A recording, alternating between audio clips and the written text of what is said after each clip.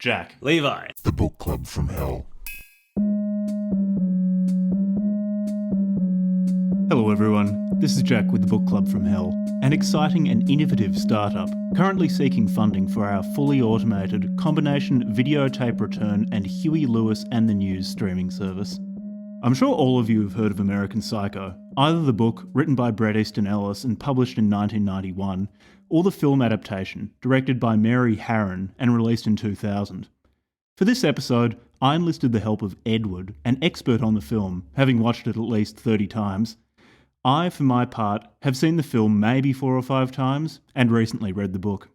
For the few of you who don't know what American Psycho is about, it's a novel set sometime during the 1980s and told from the perspective of Patrick Bateman, a young investment banker in Manhattan who, in a cocaine and Xanax haze, dines in expensive restaurants, spends hours each day at the gym, obsesses over the finer points of men's fashion, waxes lyrical about Phil Collins, blinds the homeless, stabs children, and also rapes, tortures, and murders women. It's a pitch-black satire of consumerist nihilism and has some of the funniest dialogue I've come across in a novel. So, enjoy.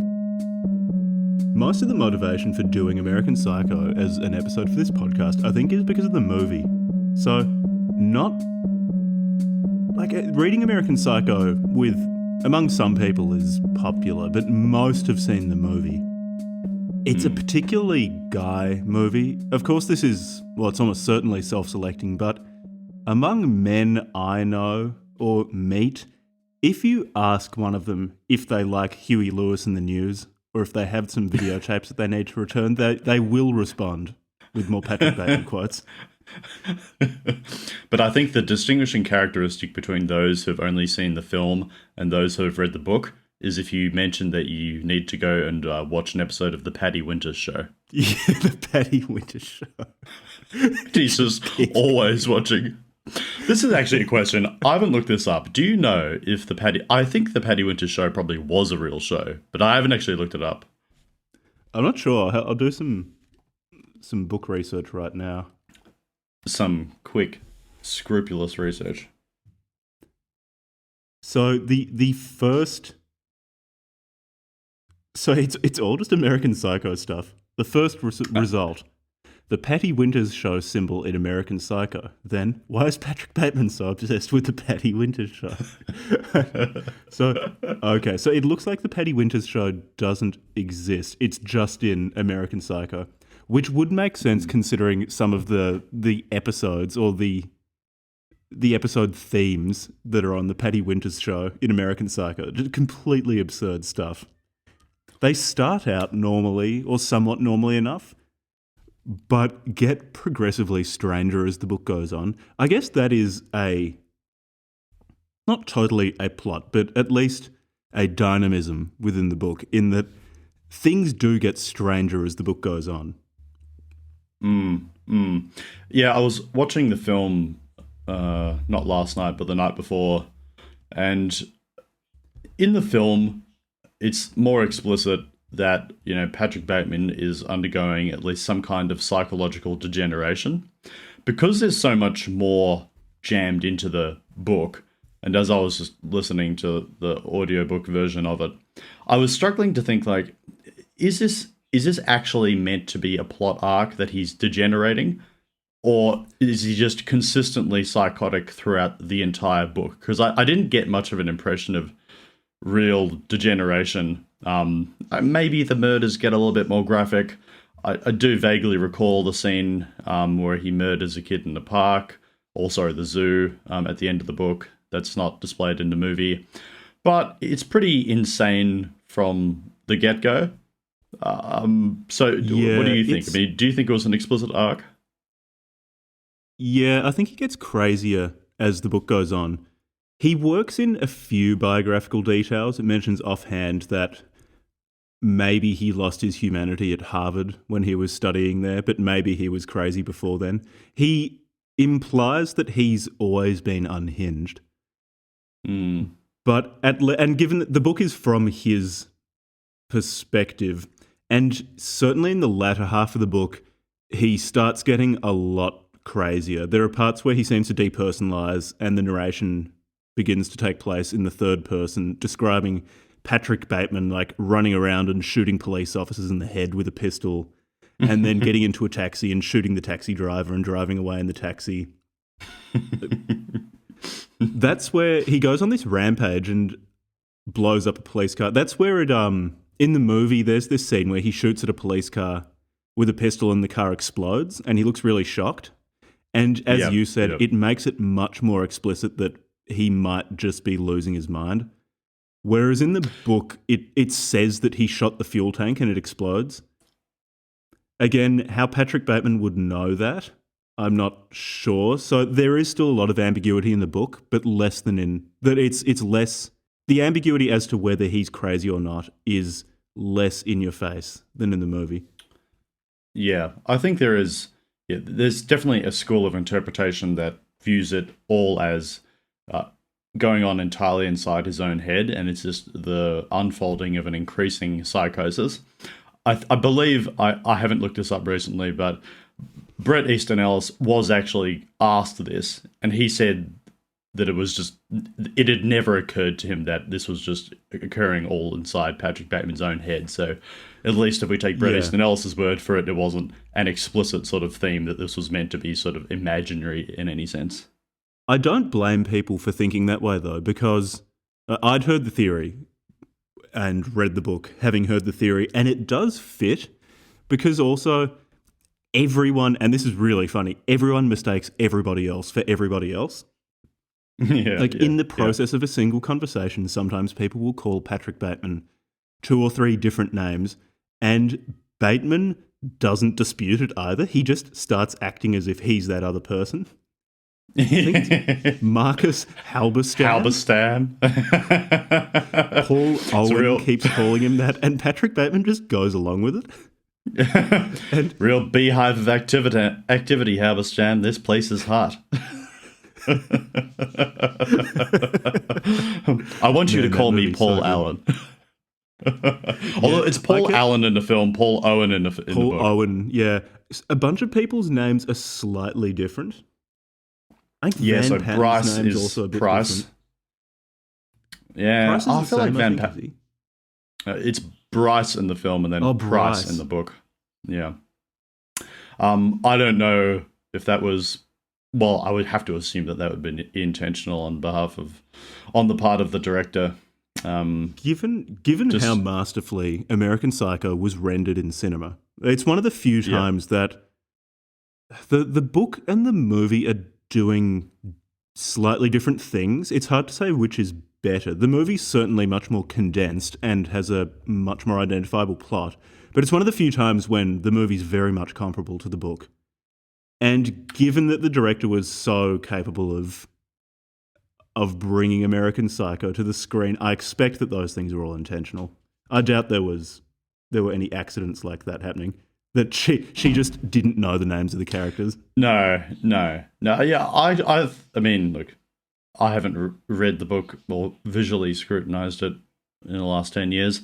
My opinion has always been that the film was better. But what I did find interesting listening to at least half of the audiobook in the last few days and rewatching the film a couple of days ago was how much of pretty much all of the actual dialogue or monologues in the film is just directly lifted word to word from the book, which is a testament to how good the actual dialogue in the book is. That it's so funny that the film is like an edited highlights reel of the book.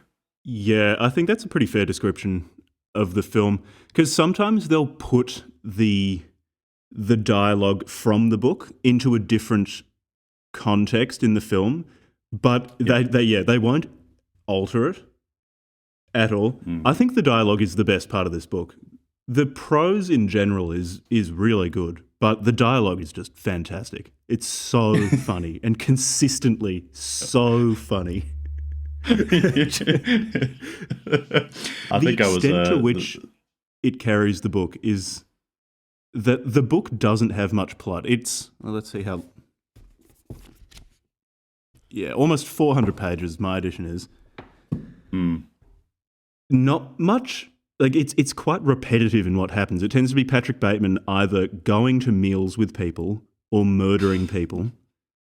But just the fact that the dialogue is so good, it carries what would otherwise be something that's very boring. And I think just the chapter titles are just always so funny because they're so spare. Just like Harry's. Girls. Or just the girls, Harry's, Genesis. Killing dog. Yeah. Killing dog. He repeats chapter titles as well. There are a bunch of chapters just called Girls where he just kills women. Yeah. Just the offhand way that he describes committing huge murders or violations of women.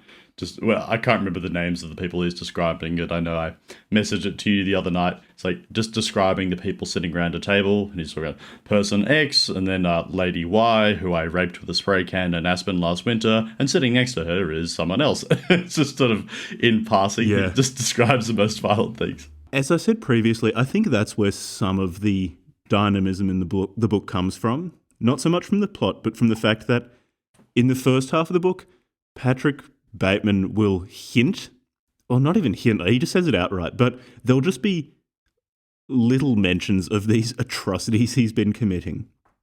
But otherwise, he's an extremely obnoxious yuppie in Manhattan.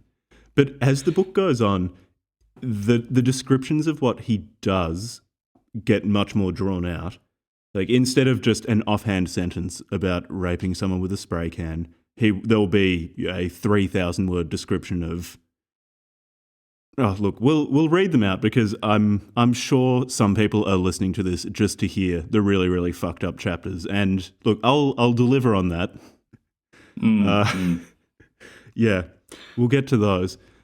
Those get much more florid. So I guess that's evolution. There are some biographical details about Patrick Bateman that are in the book that are absent from the movie. In the movie, he's even more decontextualized. Whereas in the book, things will be mentioned like he works for Pierce and Pierce, which is what sort of financial services do they offer? Or is it he just doesn't even go into that? I think it's non-specified. I mean, he does that. He does obviously often make the mergers and acquisitions or murders and executions gag. So, and they're all vice presidents at a time of late 80s. I guess it's set. It must be before the 1987 Bond crash, I would think. Like sort of like apex Reaganite. The book came out in 1990. I think it was probably set in mid 86, 87. But it's just meant to be the sort of apex where all these young people, he said, what is he, 26 years old, 26, 27, and they are all vice presidents of Pierce and Pierce. So let's see, it was copyrighted by Bret Easton Ellis in 1988. Oh, right, okay. Even earlier. Yeah, but okay. I'm not sure when it's set in a non-specified part of the 80s. Yeah, but I guess the assumed premise of it is huge stock market boom, pre-1987 crash, and where a whole bunch of people with absolutely no talent other than a pedigree have just been elevated to absurd social status and to know nothing but status. Yeah, and is it in the film that... I think I remember in the film as well, it's said that Bateman's dad owns Pierce and Pierce. Yeah, it does say that in the film. It's made much more explicit in the book when he's having lunch, I think, with a former girlfriend of his before murdering her. She brings up that his dad owns Pierce and Pierce. Yeah, and also another thing that's worth mentioning from the book's point of view is that in Bret Easton Ellis's other books, characters make surprise pop-up appearances, so there's like an interconnected universe of weird disaffected characters. So I believe in Bret Easton Ellis' second book, The Rules of Attraction, the protagonist is named Sean, and I think he's Pat Bateman's brother. And then Pat Bateman does make an appearance, but he's a completely but when he makes an appearance, it's just as a completely normal person, which adds to the mystery of whether he actually does have this secret life or whether it's that I think there are two schools of but I say two schools of thought. I have two possible interpretations. One is that it is entirely imaginary. Interpretations. Of course, canonical. One is that all of them are sort of living these wild imaginary lives, or, which I think is perhaps more likely, they all live in this universe where there is absolutely no sense of emotional affect and no moral or juridical responsibility for anything they do. Because, yeah, I'm not sure if Sean, I know that some of the characters from some of the other books at least make one appearance in American Psycho, and I know Pat Bateman makes an appearance in, I'm pretty sure it's The Rules of Attraction. But at least the books that I've read, it's just none of them are as violent as Patrick Bateman, at least in the ones that I've read. But there is a lot of violence. Like in the first book, Less Than Zero, it's basically it's set on the West Coast in California, and there's a whole bunch of 21-year-olds who just engage in increasingly degenerate drug-taking behavior. And then there's a bit more child rape in Less Than Zero than there is in American Psycho. But yes, so American Psycho is part of a broader world of complete moral disillusion that Bret Easton Ellis has created across his books. Yeah. I didn't know that at all. Because you've met him briefly. Yes, I went to his book launch. For his book Imperial Bedrooms, which was a sequel to Less Than Zero, book came out in 2010, and he came to Melbourne at the Athenaeum Theatre. And he's a funny guy. He's just a pretty normal, slightly pudgy gay dude who, while he was on stage talking, he was just consistently using Grindr. Do you remember Grindr? And he was looking for Grindr matchups in the audience, and then he had a book signing. So I had a good 3 or 4 minute chat with him. Just we were talking about his book, The Informers, which was turned into a film as well, which he disliked and I liked. But anyway, it was just a normal back and forth book chat, and he seems like a pretty normal dude. But I think I read somewhere that even he was a little bit disturbed by the amount of by what he learned while doing research for American Psycho, because he went through just like so many like autopsy and like crime scene reports from serial killers, and had to do like really intense research into how to like really savagely murder people.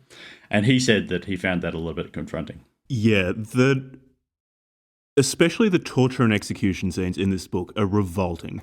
The notoriety this book's gained for how shocking some of the scenes are, I think, is probably justified. They're so disgusting.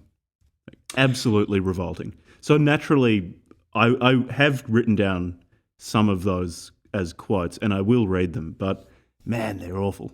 They're so disgusting. Well, I should say, I think this seems quite quaint now, but back in 2009 or 2010, when I went to buy the book from a bookstore, I went down to the local bookstore, and it was shrink wrapped with an R18 label on it. So it's like one of the few times you had to get ID'd to buy a book. No, it is repulsive.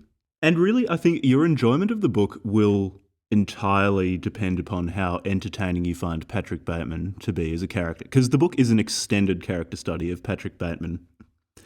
And also just to what extent you can hold your nose while he describes like hooking up a woman's breasts to a car battery and frying them until they explode, and then complaining about the smell of burned fat smeared on his walls.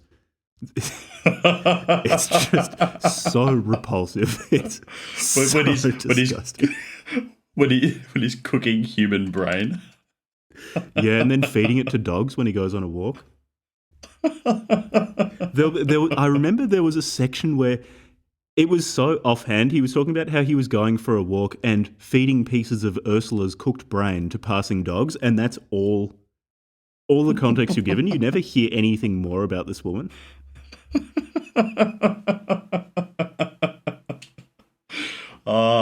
Yeah, absolutely incredible. And it's, yeah, I think what I also find so funny is that, and I think this is obviously part of the whole structure of the characters' interrelationships, is that all of them speak in such a repulsive way that it's entirely plausible that all of them are engaging in this kind of behavior. And that makes sense when, in the context of the broader Bret Easton Ellis universe, when in other books, Pat Bateman will turn up as a normal person, vice versa. I think his brother turns up as a normal person, and there's all these cameos that it's entirely plausible that everyone is all like this. Because aside from the extreme violence, I guess Pat Bateman does distinguish himself from Price and McDermott and Van Patten insofar as he speaks more openly about his admiration for serial killers. But aside from that, they're all constantly making anti-Semitic remarks, extremely sexist remarks, homophobic remarks. Yeah. And then Pat Bateman will start talking about Ed Gein. Or what's that classic piece of dialogue where he goes, Ed Gein? No. Is he the maitre d' at Canal Bar? No, serial killer. Is he the maitre d' at Canal Bar? I find it interesting that Bret Easton Ellis was surprised to find out that people thought that maybe this was all in Patrick Bateman's head, because the book really does lend itself to that. Given that not only does everybody confuses Patrick Bateman for someone else, and Patrick Bateman confuses other people for other people. And Yeah. I interpreted that as Bret Easton Ellis making things ambiguous as to whether people just don't know that Patrick Bateman's doing these things because it's all in Patrick Bateman's head, or because they literally just do not recognise that it was Patrick Bateman. And also, what further deepens that ambiguity is the fact that Patrick Bateman, especially as the book goes on, he just starts telling people about the things he's done, and they don't seem to notice. He'll, in the middle of a conversation, say some really repulsive stuff to someone, start talking about killing people, and it's not that they think he's joking, they simply don't seem to notice. It doesn't register with them, which it has this ambiguity of, okay, is everybody just in their own world? They're so disconnected from one another and so self-absorbed that they're not listening to each other, even when Patrick Bateman is telling them that he's a serial murderer, or is he not telling them these things at all? Yeah, I tend towards the former interpretation, because it's not only that everyone misremembers each other's names, doesn't know or don't know and don't care to know each other's names, but they are all just so completely unsurprised by what is being said. Because in American Psycho, it's a bit more ambiguous because you get it just from Bret Easton Ellis's. You get it just from Pat Bateman's first-person narration. But, take, for instance, in his first book, Lesson Zero, you've got so many more characters engaging in group acts of brutality, like child rape, for instance, and none of them are put off at all by this. So it wouldn't surprise me if this is just an extension of that into a different domain where it's entirely plausible that Price or Van Patten or McDermott are doing all the same things. It's just a little bit more ambiguous in American Psycho because you don't hear about any of the other characters doing violence, whereas in his first book you do. I wonder too, so a piece of evidence that would support that would be that he goes on this rampage later in the book where, as I mentioned earlier, he seems to depersonalise. The narration starts to take place in the third person, describing what Pat Bateman's doing, and he's running around shooting people, and he kills a taxi driver in the process of this. And then afterwards, he gets into a taxi, and the taxi driver recognises him and starts saying, "There's a wanted poster for you. I know who you are. You killed," I forget his name, a taxi driver. Mm-hmm. And Yep. the taxi driver drives Pat Bateman out, I think, to the docks or something like that, and at gunpoint takes his wallet and his watch and things like that. And again, it's left somewhat ambiguous as to whether he's correctly identified Patrick Bateman and whether he's talking about the man that Patrick Bateman killed, because Patrick Bateman never knows this man's name. He just shoots him. That shows that Patrick Bateman might be having an effect in the world outside of his own head. But Yeah, again, I think it's still left somewhat ambiguous. I think thematically speaking, though, and again, like putting it in the context of at least the stuff that I've read, I mean, Bret Easton Ellis' overarching theme in the early books are that it's about the elite rich people who simply have no care or responsibility, at least amongst their own circles. But that doesn't mean that what they do doesn't affect the lower classes. So it's interesting that a lower class person, the cab driver, is the one that actually holds them to account, whereas all the rich people are completely different. And it's the book is titled American Psycho, and despite the fact that his name is Patrick Bateman, everyone is misusing each other's names. And I think maybe that's meant to lend the impression that, in a way, he's sort of a psychotic everyman. Like every upper class American might be like this.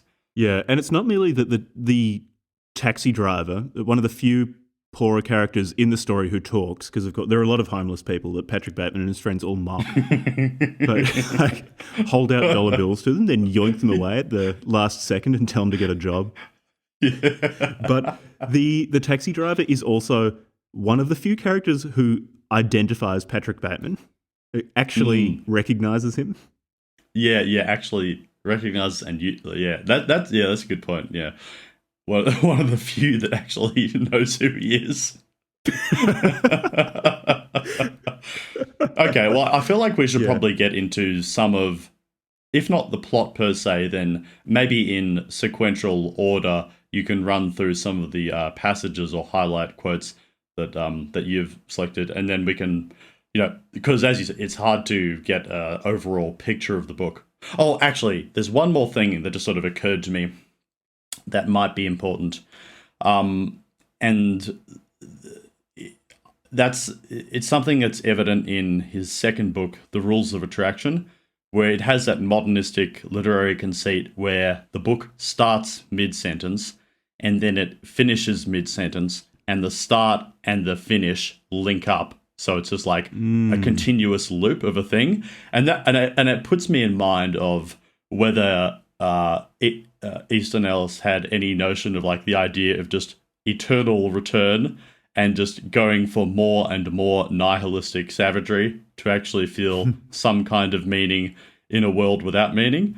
And if that is possibly true, then that would make a bit more sense of American Psycho as well, because there's just no sense that he's really going anywhere or that anything will change. Anyway, I just wanted to throw that in. Yeah, it's a very lonely book. You are completely trapped in Patrick Bateman's subjectivity. All right, let's get into the quotes, because that's just the funniest thing. I've got a quote here, it's a fairly long one, but I want some of the quotes to be longer, just so people can get an idea of how funny the dialogue is. Which just shows how hollow Patrick Bateman is. He has very little actual personality. His personality is just this mishmash of basically consumer opinions. He's obsessed with people's clothing.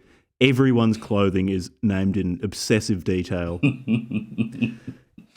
And so many of his talking points or the things he discusses with his friends are things he's clearly just heard on TV or in a newspaper or something like that. And it's so delightfully disingenuous. So here's a quote. When he's with Timothy Price, one of his friends, he's at Evelyn's. So Evelyn is his girlfriend, at least to begin with. Oh no, his fiancée, who's also having an affair with Price. And someone he repeatedly cheats on and just doesn't like at all, and doesn't like Patrick Bateman either. So they're sitting around the dinner table with two of Evelyn's friends who are not of the right class and they don't like them. So, oh, come on, Price, I say. There are more important problems than Sri Lanka to worry about. Sure, our foreign policy is important, but there are more pressing problems at hand. Like what, he asks, without looking away from Vanden. By the way, why is there an ice cube in my soy sauce? No, I start hesitantly. Well, we have to end apartheid for one, and slow down the nuclear arms race, stop terrorism and world hunger, ensure a strong national defence, prevent the spread of communism in Central America, work for a Middle East peace settlement, prevent US military involvement overseas. We have to ensure that America is a respected world power. Now, that's not to belittle our domestic problems, which are equally important, if not more. Better and more affordable long-term healthcare for the elderly, control and find a cure for the AIDS epidemic, clean up environmental damage from toxic waste and pollution, improve the quality of primary and secondary education, strengthen laws to crack down on crime and illegal drugs. We also have to ensure that college education is affordable for the middle class and protect social security for senior citizens, plus conserve natural resources and wilderness areas and reduce the influence of political action committees. The table stares at me uncomfortably, even Stash, but I'm on a roll. But economically, we're still a mess. We have to find a way to hold down the inflation rate and reduce the deficit. We need to provide training and jobs for the unemployed, as well as protect existing American jobs from unfair foreign imports. We have to make America the leader in new technology. At the same time, we need to promote economic growth and business expansion and hold the line against federal income taxes and hold down interest rates while promoting opportunities for small businesses and controlling mergers and big corporate takeovers. It keeps going though. Like, I'm stopping just in the interest of time. He just keeps going, spewing out these opinions which he clearly doesn't believe, many of which are contradictory. The characterization of Patrick Bateman is so good in this, because instead of telling you that he's just this hollow shell of a man who doesn't really believe anything, Bret Easton Ellis just has him go on this completely disingenuous tirade. Another thing that I love, this really, really elegant piece of characterization, is throughout the book, whenever a person is not even introduced but just seen by Patrick Bateman, he tells you what they're wearing. But then there's this point at which he mentions that it's dark and that someone's clothes might be Armani, but he's not sure. And that makes you realise that throughout the rest of the book, it's not the author saying what these people are wearing. It's Patrick Bateman actually knows all of these items of clothing and which company made them. He's just got this encyclopedic knowledge of retail fashion that he's using as a framework with which to view the entire world. The guy is so unhinged. Yeah. And what I find so funny is, when he's reciting that, bucket list of absolutely every vague political goal that, either like the Democratic or the Republican Party might take to a presidential election. Like we need to solve all of these problems, many of which are mutually contradictory. Like he says, we need to remove American influence from the world at the same time as you presumably would need to use American power to prevent Central American communization.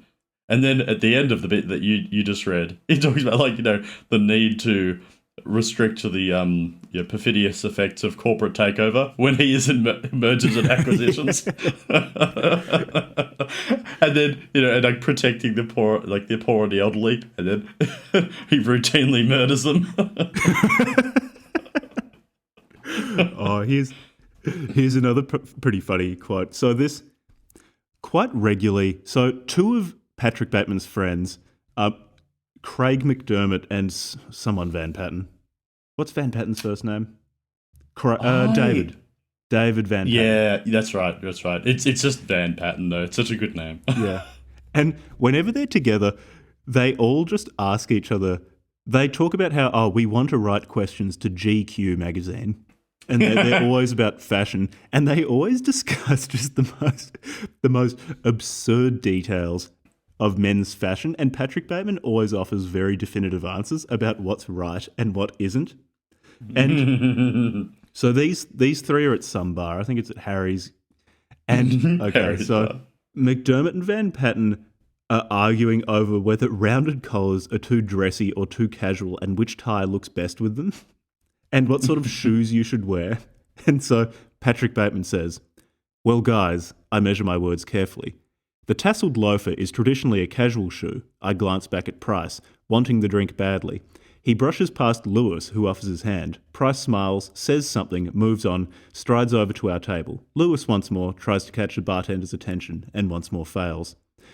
"But it's become acceptable just because it's so popular, right?" Craig asks eagerly. "Yeah," I nod. "As long as it's either black or cordovan, it's okay." "What about brown?" Van Patten asks suspiciously. I think about this and say, too sporty for a business suit.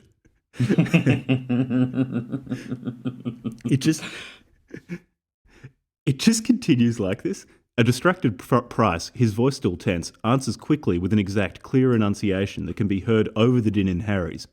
It's a very versatile look and can go with both suits and sports coats.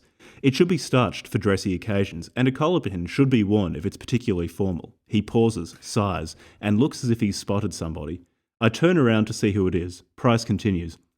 If it's worn with a blazer, then the collar should look soft and can be worn either pinned or unpinned. Since it's a traditional, preppy look, it's best if balanced by a relatively small 4-in-hand knot. He sips his martini, recrossing his legs. Next question? Yeah, I think what's quite apparent there. I think what's quite apparent there is, especially when he uses the verbal formulation, it can be worn like this or like that.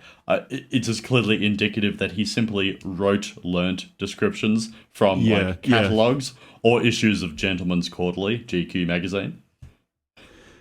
It's just because I think part of it is just a difference in the amount of data. Because there is much more Patrick Bateman in the American Psycho novel and much more dialogue with the people around him, you get much more of the impression that, yes, they're just rote learning stuff, that there's actually nothing behind them.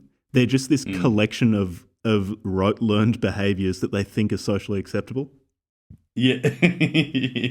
Yeah. Or not even socially acceptable, which will give you a higher status in the constantly shifting status market of fashion and apparel. I find in that scene, the dynamic between Patrick Bateman and Price is different to in the movie.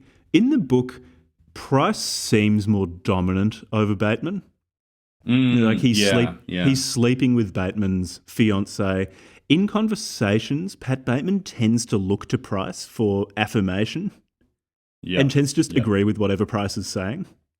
I found the Patrick Bateman's submissiveness to certain people was more apparent in the book than it was in the film. Yeah, it is alluded to in the film at the very end when Pat Bateman is admitting all of his crimes to his lawyer, and the lawyer just thinks he's putting him on, and he says, Bateman, that guy's such a loser. Now, if you'd said Bryce, then I believe you. but in the book it's more, which is what I find so funny about that is just like the idea that Price in the book or Bryce in the film is just even more of a psychopath, possibly.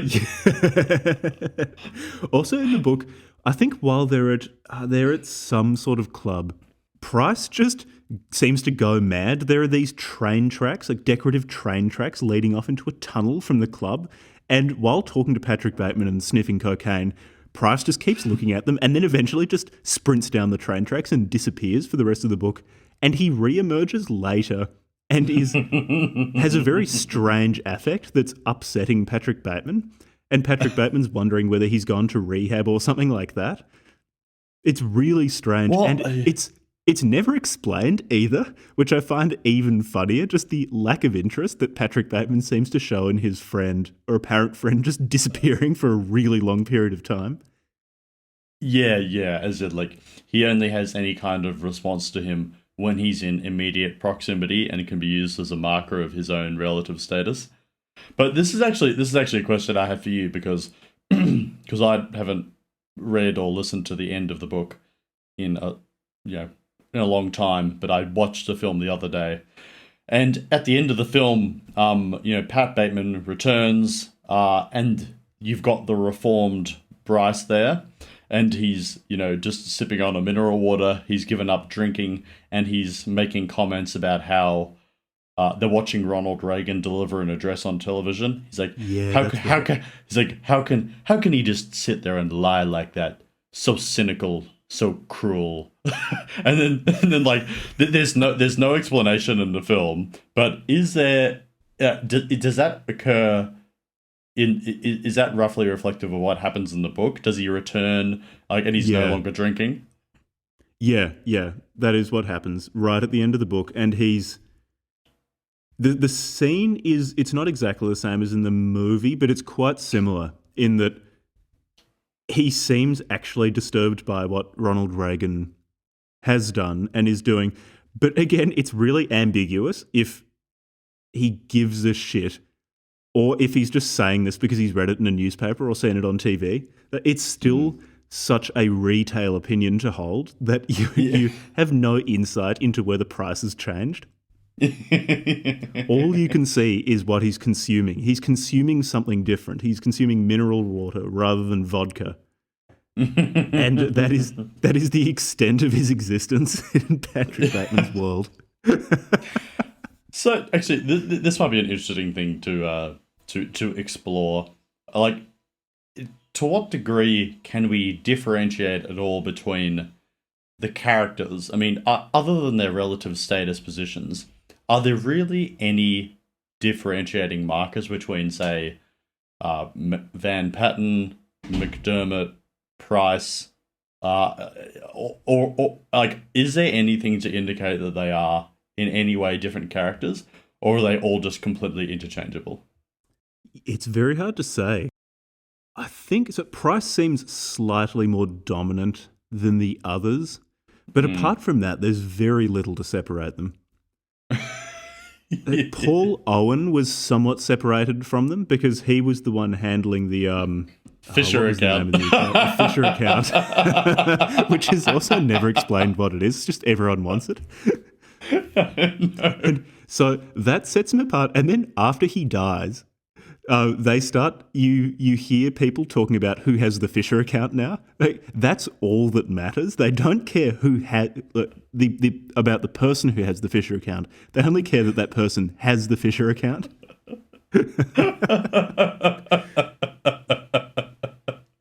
And I don't know. So now I'm just getting into associational mode. I just love how much they high five. Oh, yeah. And it's always like someone will make a really sexist joke, and then there'll be a description about how everyone stands up and high fives each other in a restaurant or something. Yeah. See, okay, this is an interesting thing, though. An interesting question is, to what extent can we say that? To what extent does American Psycho actually have a moral point of view? Like, is it anti-consumerist? Is it anti-capitalist? Is it actually feminist? Or is it just gratuitous violence and nihilism? What do you think? Because in the film was directed by a woman, but it was a female director who I think at least self-identifies as quite a firm feminist. And so she was like, this is a feminist film. Do you think that was intended, or do you think... is it satire in the sense of having a moral point of view, or is it purely just cynical humor and nihilism? I guess it's to what extent you distinguish between a book having a moral point of view and a book being obviously disgusted with something. Because Bret Easton Ellis's antipathy towards these sort of people is fairly clear. This is a sustained attack on yuppies, but also more broadly people whose entire personality is just defined by the things which they consume. You're not meant to particularly like Patrick Bateman, I think. He, especially in the book, he's a pretty repulsive person. He's amusing and fascinating, but he is awful. He's just such a dislikable person. In situating basically the avatar of mindless consumerism and finance as the dislikable subjectivity of the book, I guess you could argue for that being a moral stance, as saying this is bad and not the sort of person you want to be. But he never explicitly says this is bad, Yes. and here is a way you should behave. It's never prescriptive. He's very much focused on the negative rather than the positive aspect of morality.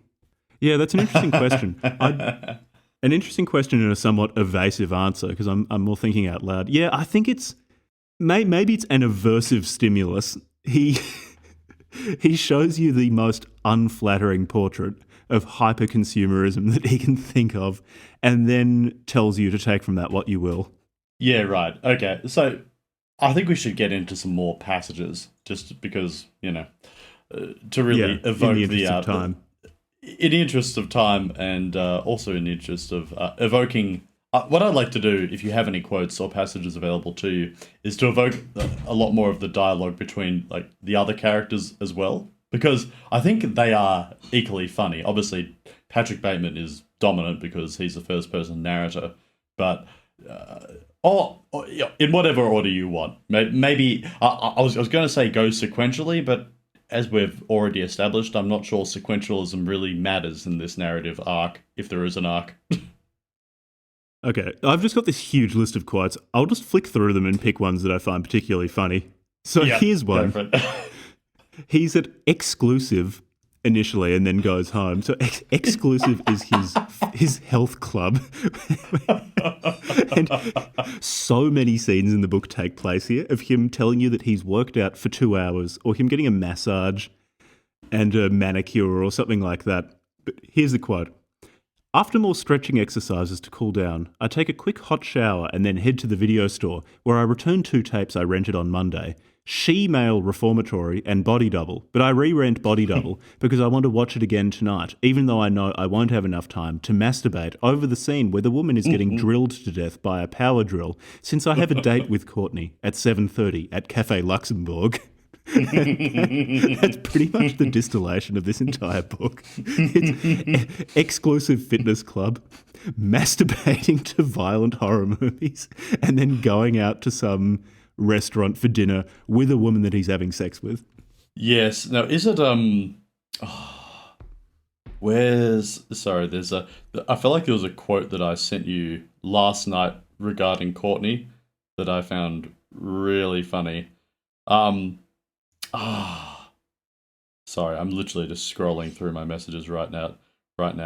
Okay, I can't find it, but like there's there's more than one occasion in the book where like people have to be physically woken up at dinner, especially the women, because they are constantly like fucked on Ambien or Halcyon or any of these kinds of drugs. And they're like, it's like Courtney falls asleep after the exertion of having to read the menu.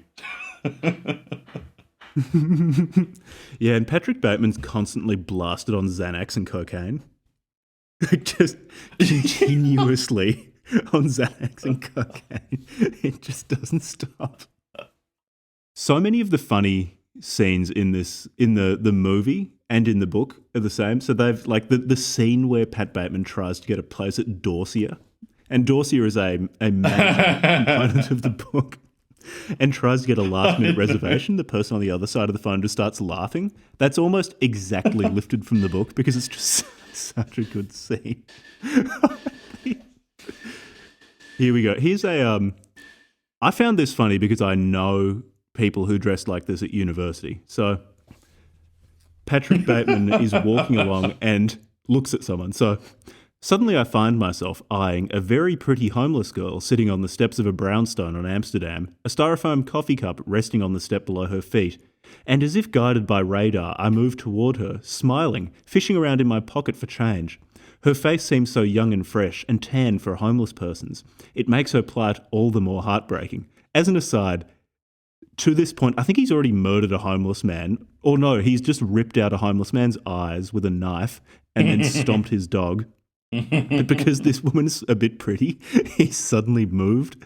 So I examine her carefully in the seconds it takes to move from the edge of the sidewalk to the steps leading up to the brownstone where she sits, her head bowed down, staring dumbly into her empty lap. She looks up, unsmiling, after she notices me standing over her. My nastiness vanishes and, wanting to offer something kind, something simple, I lean in, still staring, eyes radiating sympathy into her blank, grave face, and dropping $1 into the styrofoam cup, I say, "Good luck." Her expression changes, and because of this I notice the book, Sartre, in her lap, and then the Columbia book bag by her side, and finally the tan-coloured coffee in the cup, and my dollar bill floating in it. And though all this happens in a matter of seconds, it's played out in slow motion. And she looks at me, and then the cup, and shouts, "Hey, what's your goddamn problem?" And frozen, hunched over the cup, cringing, I stutter, I didn't know it was full. And shaken, I walk away, hailing a taxi and heading toward Hubert's in it. And I find it really funny when Patrick Bateman is shaken by things, because he's not invincible. He is shaken by certain things in the book, but it's never mind-bending violence or raping someone or something like that. It's only ever when he's socially embarrassed that he freezes up, mistaking a uni student for a homeless woman. I think the only times that he's ever actually discomforted is when his interaction does not follow a preordained social script. So in that time, he's got a social script involved that he thinks that he knows what's going to happen, but that he's completely discombobulated by the fact that she turns out not to be a homeless person, that she's just like some like hot college student who's reading like Sartre. Does it actually say which Sartre book she's reading? No, it just says Sartre. Yeah. I just found a fantastic piece of dialogue. He's at dinner at some fancy restaurant. Also, I should say the descriptions of the food that people order are hilarious. Like mud soup. And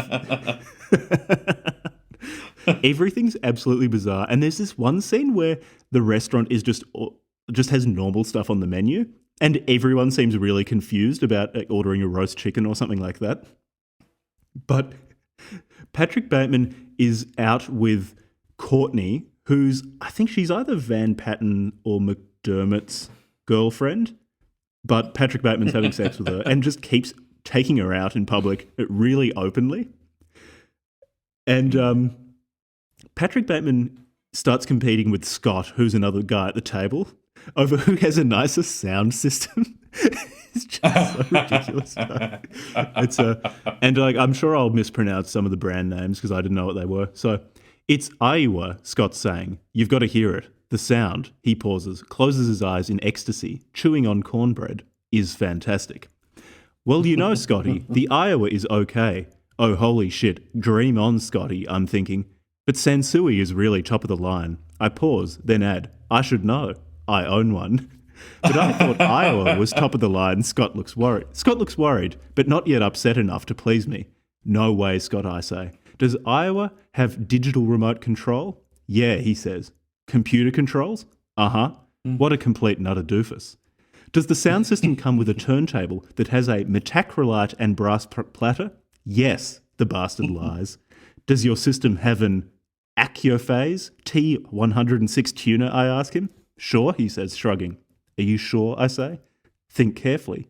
Yeah, I think so, he says, but his hand shakes as it reaches for more of the cornbread. What kind of speakers? Well, Duntech would, he answers too quickly. So sorry, dude. You've got to have the Infinity IRS 5 speakers, I say. Or, wait a minute, he interrupts. 5 speakers? I've never heard of 5 speakers. See, that's what I mean, I say. If you don't have the 5s, you might as well be listening to a goddamn Walkman. What's the bass response on those speakers? He asks suspiciously. An ultra-low 15 hertz, I purr, enunciating each word. That shuts him up for a minute. Anne drones on about a non-fat frozen yogurt and chow-chows. I sit back, satisfied at having stumped Scott, but too quickly he regains his composure and says, anyway, trying to act blissfully uncaring that he owns a cheap, shitty stereo. We bought the new Phil Collins today. You should hear how great Groovy Kind of Love sounds on it. It's just there are so many interactions like this where Patrick Bateman obviously has just memorized the technical details of different types of consumer products and just uses these details to compete with other people over who has a better sound system or something equally meaningless. Yeah. And I always love the constant invocation of suspicion amongst each other. Like, they're always suspicious of whether the other one is lying or not. Like, when Paul Owen has a reservation at Dorsia, it's like, got an 8:30 reservation at Dorsia. Reservation at Dorsia? How did he swing that? He's probably lying. Like, and it's just, and that, like, when and I'm sure this does occur in the book, but obviously, I remember it distinctly from the film when Paul Owen Allen, as he is in the film, is one upping is obviously one upping Pat Bateman. It's sort of like, how's the X account going? Bateman responds, good. And then Paul Owen says, good, really? Just good? Not great? He's like, that's a nice tan you got there, Bateman. How'd you get it done? Salon. Salon? I've got a tanning bed at home. You should really invest in one. Yeah. In the book, I think it's Price who mentions that he has a tanning bed at home, and it just drives not only Pat Bateman, but everyone around him crazy. And then immediately Patrick Bateman starts asking Jean, his secretary, to order a tanning bed for him so that he can have it at home. I just love the confluence of the confluence of lifestyle habits. Like, someone who is constantly blasted on cocaine and Xanax and yet works out so much, and then tans. Like, what? The character of Jean is an interesting one, though. I mean, because she seems like the only slightly well-adjusted Human. or at least sympathetic character in the book. Yeah, definitely. I think Pat Bateman's ex-girlfriend, the one that he meets and then murders when he finds out she's dating the chef at Dorsia, she also seemed like more of a human being as well. But I agree, Jean is the most human-seeming character in this book. So I thought that Pat Bateman might have been lying when initially, whenever he mentions Jean, he says that she's in love with him and she's constantly admiring him. But then it turns out she actually does love him, confesses her love to Patrick Bateman, and it actually seems to get through to him. He seems, when she's telling him that she loves him and wants to spend more time with him, he mentions that he can feel his emptiness recede slightly and something change within him. Is there, like, I mean, I'm struggling to think of any reason that would actually justify Jean's affection for him. I mean, what is the significance of Jean's affection for Patrick Bateman?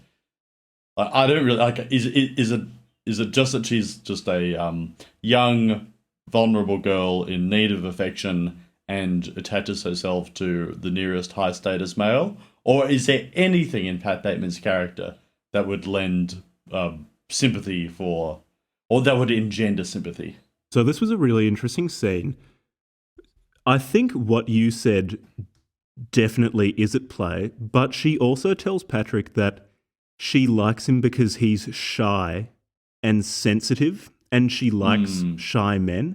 And it's interesting because it gives some perspective of how Patrick Bateman might be viewed by people who aren't him. That he does come across as unsure of himself and shy, because you only ever get his own self-appraisal, which is he has a very high opinion of himself. Yeah, that was an interesting scene because that was one of the few times when Bret Easton Ellis seems to give us an external view of Patrick Bateman.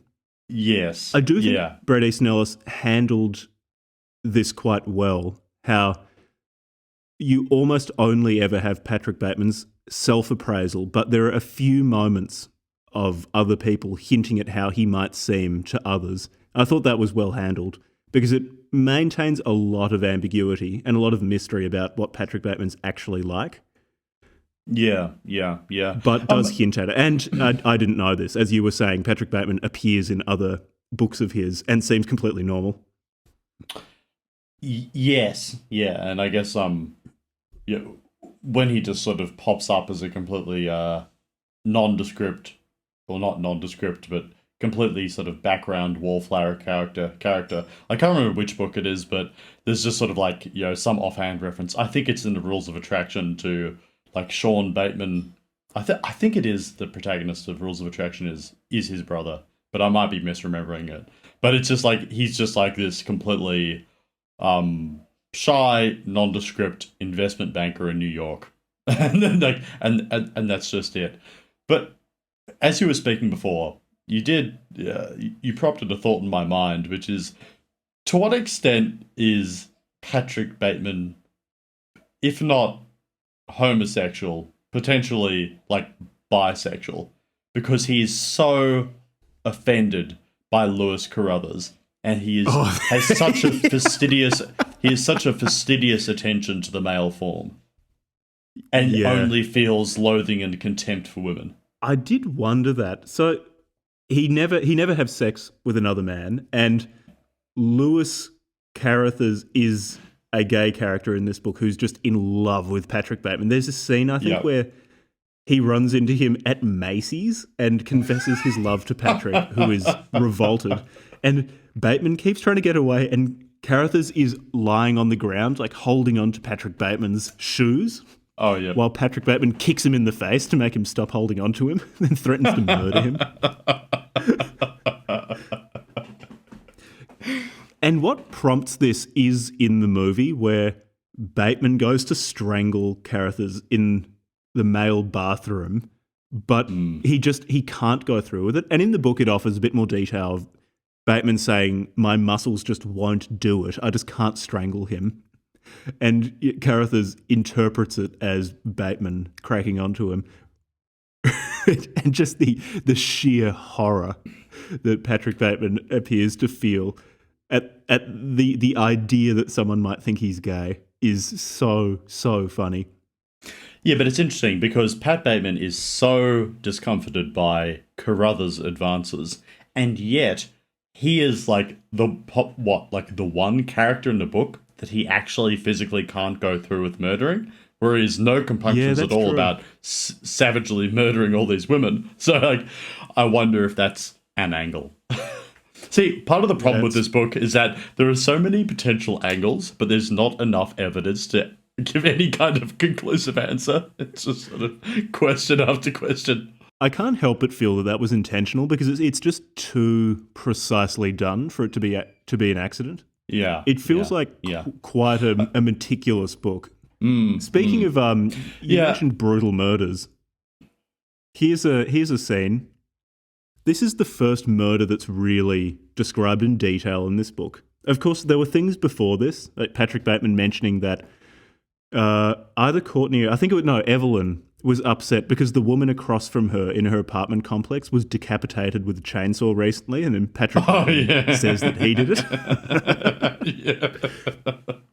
But this is the first time Patrick Bateman describes killing someone in detail. And this scene is in the movie, but much less graphic, where Patrick Bateman comes across Al, a homeless man, and I quote, "The bum's not listening. He's crying so hard he's incapable of a coherent answer. I put the bill slowly back into the pocket of my Luciano Soprani jacket and with the other hand stop petting the dog and reach into the other pocket. The bum stops sobbing abruptly and sits up, looking for the $5 or, I presume, his bottle of Thunderbird. I reach out and touch his face gently once more with compassion and whisper, 'Do you know what a fucking loser you are?' He starts nodding helplessly, and I pull out a long, thin knife with a serrated edge and, being very careful not to kill him, push maybe half an inch of the blade into his right eye, flicking the handle up, instantly popping the retina. The bum is too surprised to say anything. He only opens his mouth in shock and moves a grubby, mittened hand slowly up to his face. I yank his pants down, and in the passing headlights of a taxi can make out his flabby black thighs, rashed because of his constantly urinating in the pantsuit. The stench of shit rises quickly into my face, and breathing through my mouth, down on my haunches, I start stabbing him in the stomach, lightly, above the dense matted patch of pubic hair. This sobers him up somewhat, and instinctively he tries to cover himself with his hands, and the dog starts yipping really furiously, but it doesn't attack, and I keep stabbing at the bum now between his fingers, stabbing the backs of his hands. His eye, burst open, hangs out of its socket and runs down his face, and he keeps blinking, which causes what's left of it inside the wound to pour out like red, veiny egg yolk. I grab his head with one hand and push it back, and then with my thumb and forefinger hold the other eye open and bring the knife up and push the tip of it into the socket, first breaking its protective film so the socket fills with blood, and then slitting the eyeball open sideways, and he finally starts screaming once I slit his nose in two, lightly spraying me and the dog with blood. Gizmo blinking to get the blood out of his eyes. I quickly wipe the blade clean across the bum's face, breaking open the muscle above his cheek. Still kneeling, I throw a quarter in his face, which is slick and shiny with blood, both sockets hollowed out and filled with gore, what's left of his eyes literally oozing over his screaming lips in thick, webby strands. Calmly, I whisper, "There's a quarter.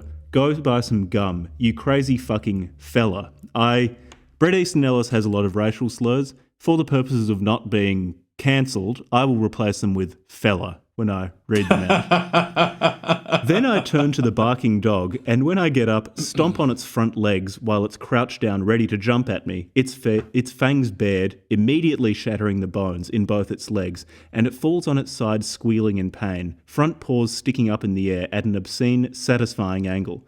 I can't help but start laughing, and I linger at the scene, amused by this tableau. When I spot an approaching taxi, I slowly walk away. And then he goes to McDonald's and orders something that Al would get. So he gets a vanilla milkshake and enjoys having blinded this man. He doesn't actually kill him because Al shows up later in the book. And Patrick Bateman Patrick Bateman goes to him and whispers in his ear. And the man just flips out and is terrified because he recognizes Bateman's voice. But Bateman doesn't kill him.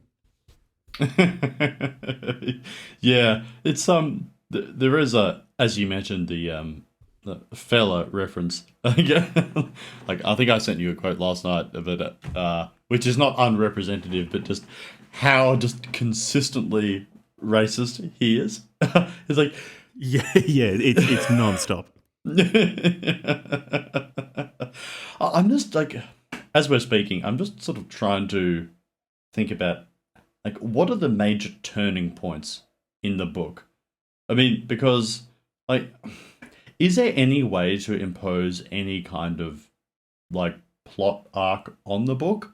I mean, because this was done in the movie, and maybe the movie lends a little bit more narrative coherence than the book does, but like, what are the major actual turning points? Because so far we've just described a whole bunch of decontextualized Pat Bateman scenes describing people's fashion, people's apparel, people at restaurants, people going to the gym, him murdering people, him being racist, him being homophobic.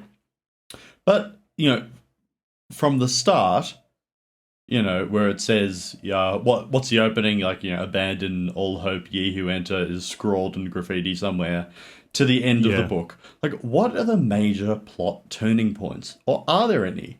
I don't think there are major turning points. There are actions that Patrick Bateman takes which are referenced later, which I guess is the best that qualifies as turning points. So, for example, killing Paul Owen does have repercussions later through the book because there's a detective who starts looking into Owens' death, although that never comes to anything. I guess breaking up with Evelyn that has an impact. Beginning to date Jean somewhat changes things, but there are very few events which have consequences, which makes so much of what happens in the book feel even more hollow. And again, I think that's intentional. I think he was trying to convey that it just does not matter what Patrick Bateman does. Okay, so I'm not saying that we should end here, but just to remind me, how does the book actually end? And does it end any differently from the film? Because I'm very hazy on the book's ending, because it's been too long. Like, I have a feeling that there was a bit of a more extended and possibly ambiguous ending to the book. But Is there any tangible difference to the way the book ends as opposed to how the movie ends? I mean, the detective's investigation goes nowhere. He establishes that Paul Allen or Paul Owen was sighted in London. Nothing happens to Pat Bateman. But is there, like, in the final pages of the book, is there any sort of resolution to it? Or is it more or less mirror what happens in the film? No, there's no resolution. I think the movie ends more definitively.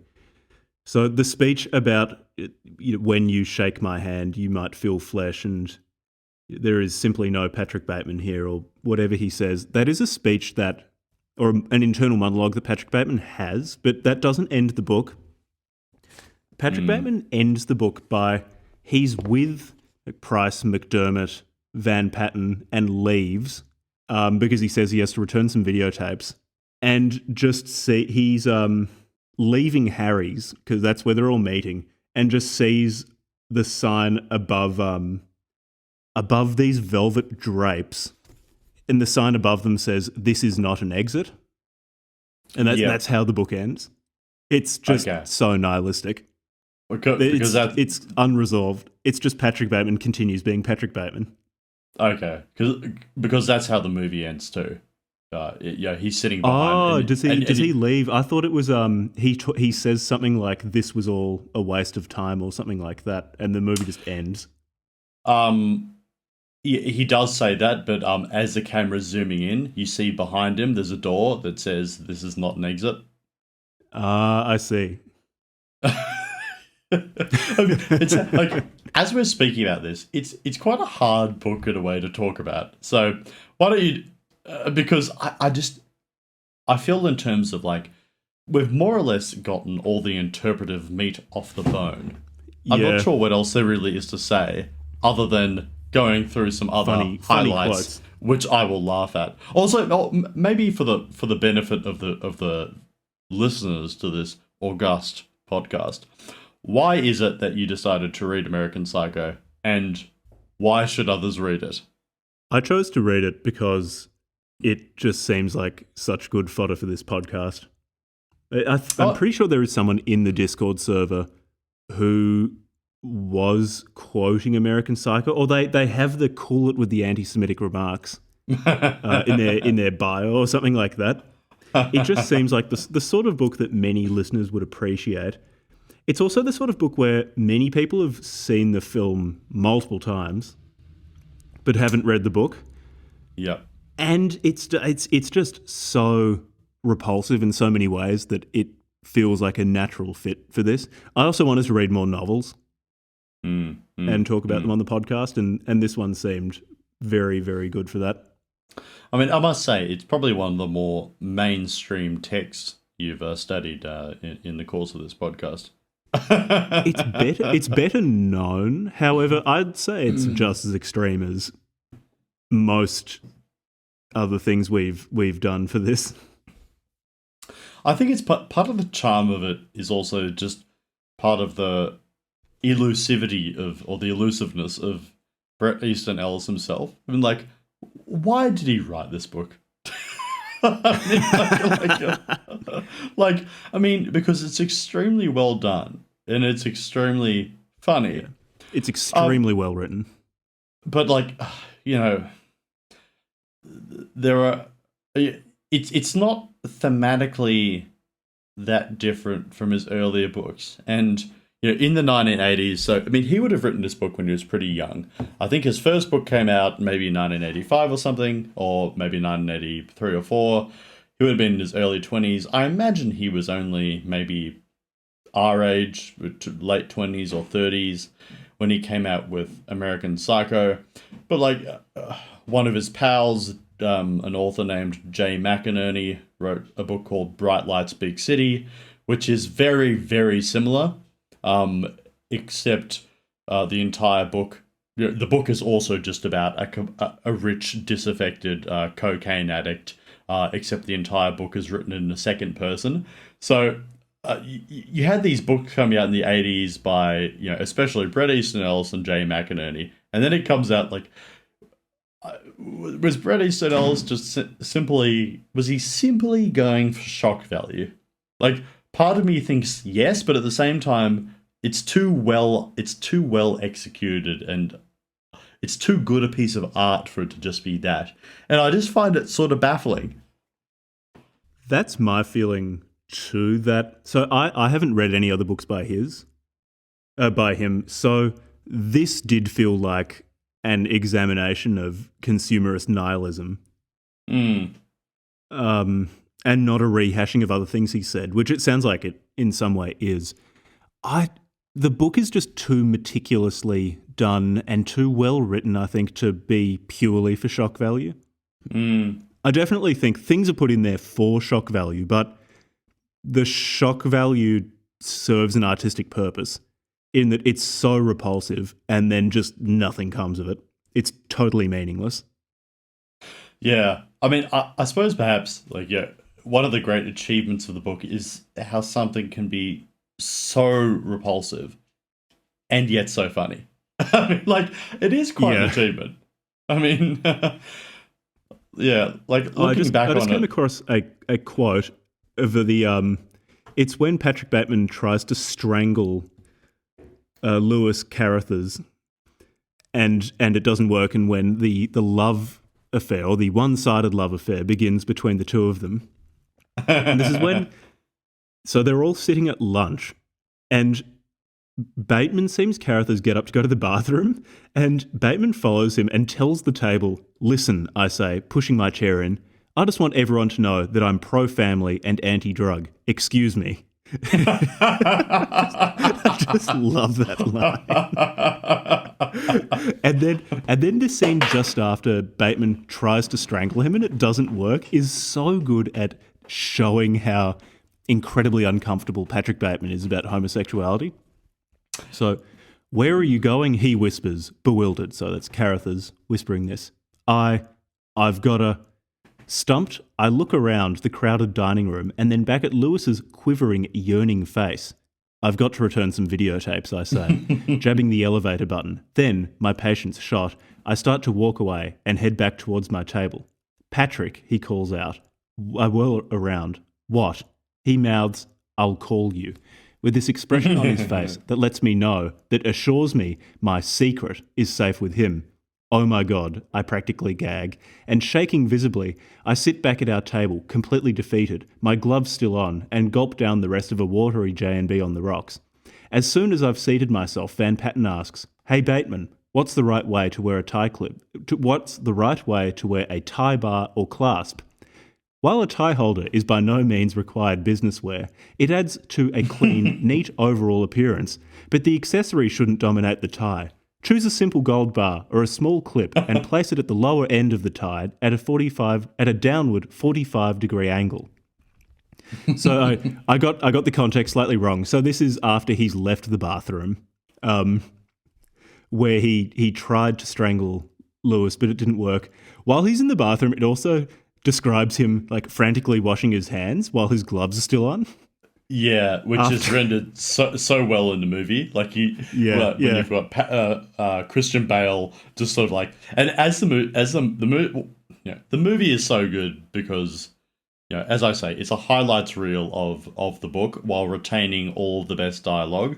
But as the movie goes on, he sweats more and more profusely, and he gets more and more just haggard looking, while also being like covered in like moisturizers and facial cleansing products.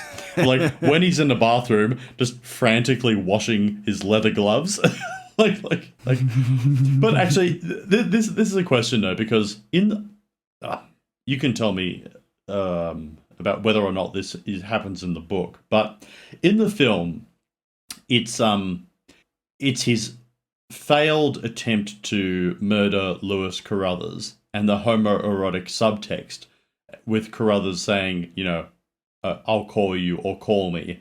I'm pretty sure that precipitates his final murderous rampage. But is that a consistent thing in the book? Are there things that set Pat Bateman off? There are certain things that make him angry. So definitely jealousy. So I forget her name. He had a girlfriend at Harvard. I think it was his first girlfriend who broke up with him, and it's implied because he beat her, she left him.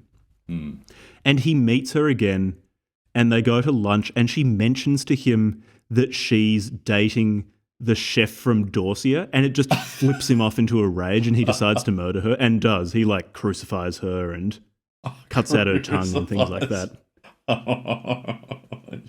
So there are things like jealousy that get him really angry. And then it's also with Paul Owen. He's extremely jealous of Paul Owen for having more money than him, for having the Fisher account. And that Paul Owen, interestingly, he doesn't seem upset that other people mistake him for other people, but the fact that Owen keeps mistaking him for Marcus Halberstam really does get to him.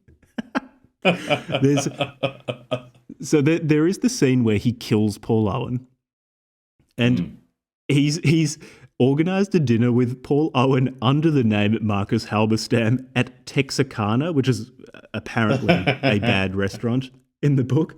And Patrick Bateman, before meeting him, is really nervous, shows up 20 minutes late, and then, look, I'll just quote.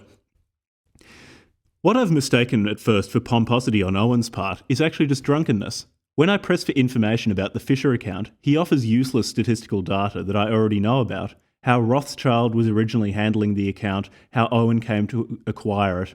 And though I had Jean gather this information from my files months ago, I keep nodding, pretending that this primitive info is revelatory and saying things like, this is enlightening, while at the same time telling him I'm utterly insane and I like to dissect girls. Every time I attempt to steer the conversation back to the mysterious Fisher account, he infuriatingly changes the topic back to either tanning salons or brands of cigars or certain health clubs or the best places to jog in Manhattan. And he keeps guffawing, which I find totally unappetizing. I'm drinking Southern beer for the first part of the meal, pre-entree, post-appetizer, and then switch to Diet Pepsi midway through, since I need to stay slightly sober. I'm about to tell Owen that Cecilia, Marcus Halberstam's girlfriend, has 2 vaginas and that we plan to wed next spring in East Hampton, but he interrupts. And it's just like, it's almost like seeing in Paul Owen Patrick Bateman from the outside, because you learn nothing of his life and he just keeps talking about things like tanning and jogging. Yeah, and then he basically just takes Paul Owen back to his apartment and kills him with an axe. Interestingly, the murders of men in this book are much less gratuitous than the murders of women. Because also before this, he murders a gay man walking a dog just on the street in broad daylight. Yep. All he does with Owen is hits him in the face once with an axe and then watches him bleed out. Yeah. Bethany, that's it. Bethany's the person he used to date at Harvard who broke up with him. And he gets lunch with her and he's so nervous. Although he does fuck with her. He's obviously trying to impress her, but also trying to mess with her. He gives her a poem that he's written and forces her to read it out. And basically it's full of the N-word. And he forces her to read it out loud, and people at our other tables are turning around and looking at her and looking disgusted. He's just forcing her to do it. So this thing, well, she smiles, then notices the table slightly shaking. What's wrong with your leg? My leg? Oh, I look down at it and then back at her. It's the music. I like the music a lot. The music that's being playing. What is it, she asks, tilting her head, trying to catch a refrain of the new age music coming from the speakers hooked to the ceiling over the bar. New age music. What about that? Listen, she says, have you gone to any concerts lately? No, I say, wishing she hadn't brought this, of all topics, up. I don't like live music. Live music, she asks, intrigued, sipping San Pellegrino water. Yeah, like a band, I explain, sensing from her expression that I'm saying totally the wrong things. Oh, I forgot. I did see you too. How are they? She asks. I liked the new CD a lot. They were great. Just totally great. Just totally... I pause, unsure of what to say. Bethany raises her eyebrows quizzically, wanting to know more. Just totally Irish. I've heard they're quite good live, she says, and her own voice has a light, musical lilt to it. What else do you like? Oh, I say, completely stuck. The Kingsman, Louie Louie, that sort of stuff. Gosh, Patrick, she says, looking at every part of my face. What? I panic immediately, touching my hair. Too much mousse? You don't like the Kingsman? No, she laughs. I just don't remember you being so tan back at school. I had a tan then, didn't I ask. I mean, I wasn't Casper the Ghost or anything, was I?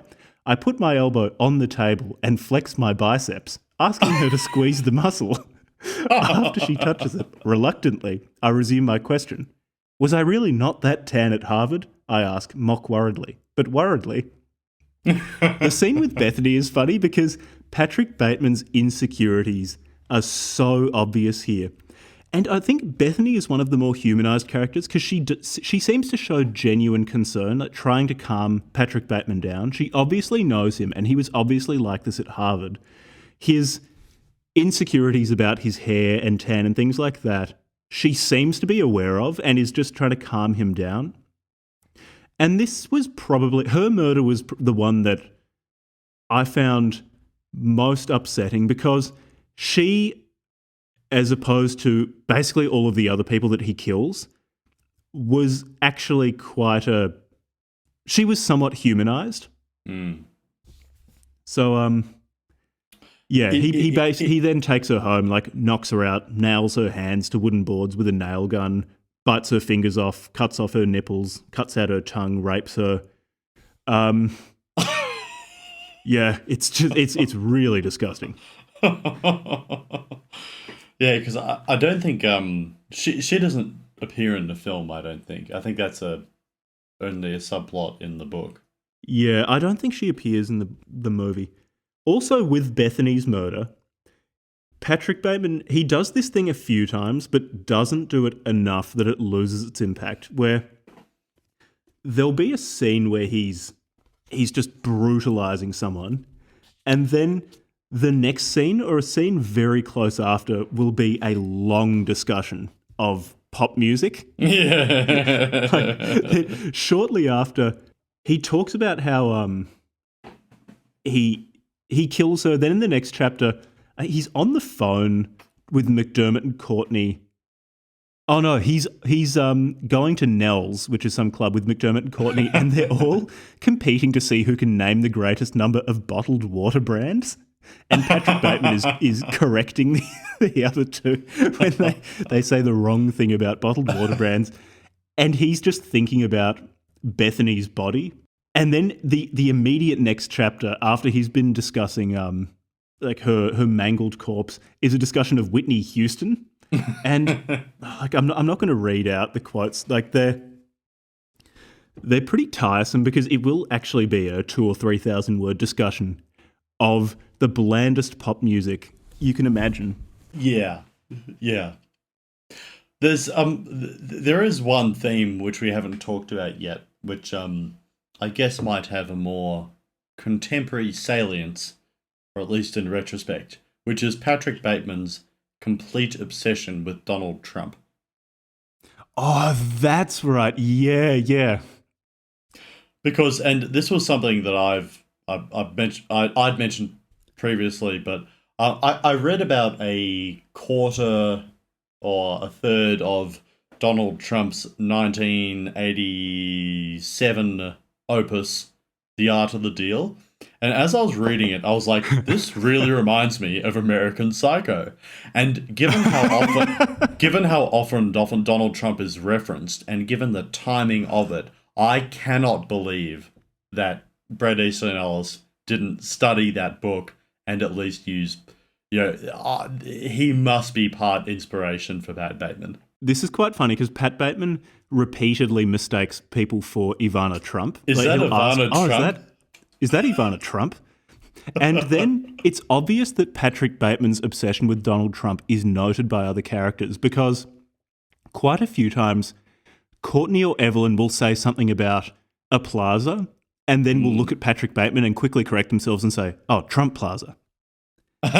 Obviously, he's been correcting people when they haven't been referring to things using Donald Trump's name, and it obviously worries him. And he's done it enough that other characters have picked up on it and correct themselves. I really enjoyed that piece of characterization. That was really good. And it's something I noted in the film, and again, you'll be able to correct me on whether or not this occurs in the book as well.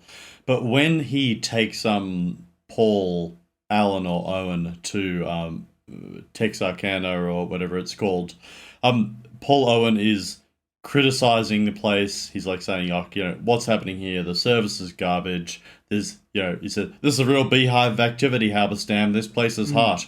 That he says, we should have gone to Dorsia. I could have gotten us a reservation. Then Pat Bateman says, is that Ivana Trump? Is that Ivana Trump? And then there's this flicker. Then there's this flicker in Paul Allen's eyes, and he looks over, and you can see him recalibrating his status opinion of where they are. Because if Ivana Trump is there, then that would invalidate all of Paul Owen's prior criticisms. So, the acting in the movie is flawless. Yeah, with Jared Leto as Paul Allen. But the fact that, I mean, again, I'm not sure if this occurs in the book, but if Paul Allen or Owen, it seems as if the Trumps are sort of like this one objective status criterion. So like if the Trumps validate it, then that is ipso facto validation of wherever they are or whatever they consume. Yeah, I hadn't mentioned that. He brings up Donald Trump so much. He really does, and yeah. Post-2016, it's just made that much funnier. Yeah, because it's not something I mean, obviously, when I read the book, I was, because as I say, I listened to about half the audiobook in the last few days, but before that, I hadn't read the book since I was 18, which is 12 years ago. And as I was listening to it, it just, even in the first half that I was listening to, he mentions Donald Trump so much. And the similarity in the prose style, and the internal character between the narrator in The Art of the Deal and the narrator in American Psycho is quite, it's quite telling. But yeah, post 2016, it really gives it a big boost, as he would say of Huey Lewis in the News. I've got his description of Huey Lewis in the News. That's another one of those very long chapters where he just describes music. It's really funny, actually, in his descriptions of music, that it's a more common thing to do to pretend or to brag that you like things that fewer other people like, that not so many people like, to say that you like things which are less commercial. But for Patrick Bateman, the more commercial a piece of music is, the more he likes it. So he complains that I think Huey Lewis sounded too punk rock on some of his songs. But then the songs that Patrick Bateman does like, he mentions that the production is extremely smooth and clear, and that they're very, very commercial songs. I think he even uses that term. I find it funny that is his criterion for enjoying music. Just the more bland and the more mass market it is, the more Patrick Bateman really, really enjoys it. And it does seem to deeply resonate with him. Yeah, and again, I'm not sure if this occurs in the book, but I'm watching a film the other night where the investigator that's tracking down the death of Paul Allen or Owen, played to perfection by Willem Dafoe in the 2000 film. But he says, at one point he breaks up the questioning of Pat Bateman around Paul Allen's disappearance, and he just pulls out a Huey Lewis in the News CD, and he says to him, "Okay, do you like Huey Lewis?" And Pat Bateman responds, says, "No, Huey's too black sounding."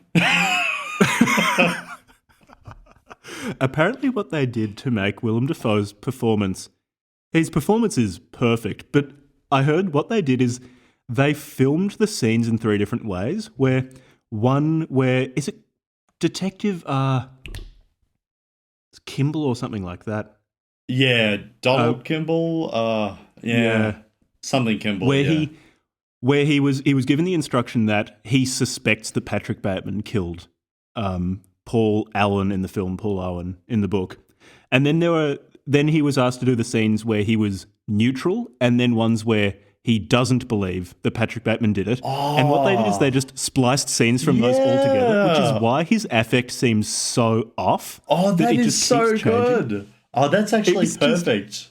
Because I've been wondering about that. Because as I say, I'm not joking. I've seen that film at least 30 times in my life, and and I'm always blown away by Willem Dafoe. But that actually makes perfect sense.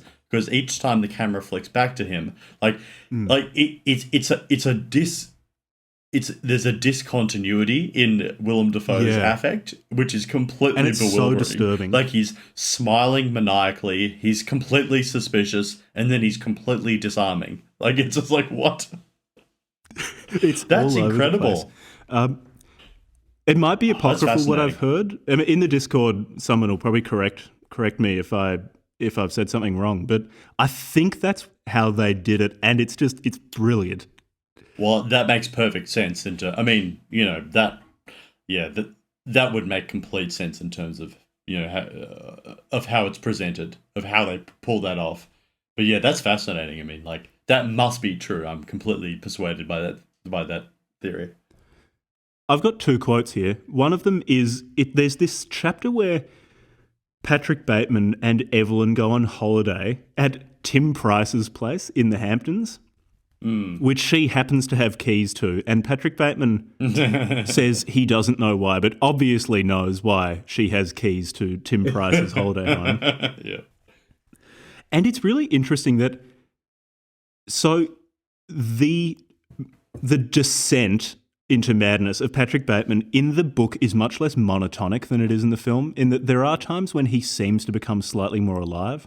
Like, he was more human when he was talking to Bethany at lunch before murdering her. Yeah. And in this chapter where he takes Evelyn on holiday, they go for walks on the beach. He actually listens to her. He buys her a pet dog. He seems to become a bit more human, but that then sours. And here's a quote, and it shows that he's much more, if not conflicted internally than in the film, he's also deeply suffering. He is deeply unhappy in the book. So I quote, "Everything failed to subdue me. Soon everything seemed dull. Another sunrise, the lives of heroes, falling in love, war, the discoveries people made about each other. The only thing that didn't bore me, obviously enough, was how much money Tim Price made, and yet in its obviousness, it did. There wasn't a clear, identifiable emotion within me, except for greed and, possibly, total disgust. I had all the characteristics of a human being: flesh, blood, skin, hair, but my depersonalization was so intense, had gone so deep, that the normal ability to feel compassion had been eradicated, the victim of a slow, purposeful erasure. I was simply imitating reality, a rough resemblance of a human being, with only a dim corner of my mind functioning. Something horrible was happening, and yet I couldn't figure out why. I couldn't put my finger on it.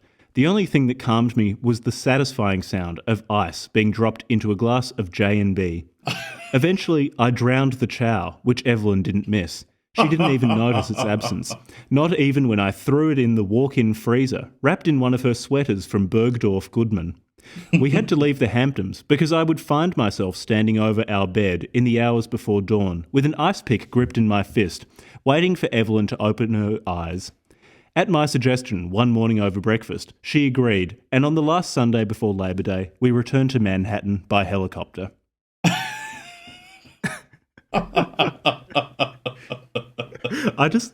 The characterization of Patrick Bateman in this book is done so.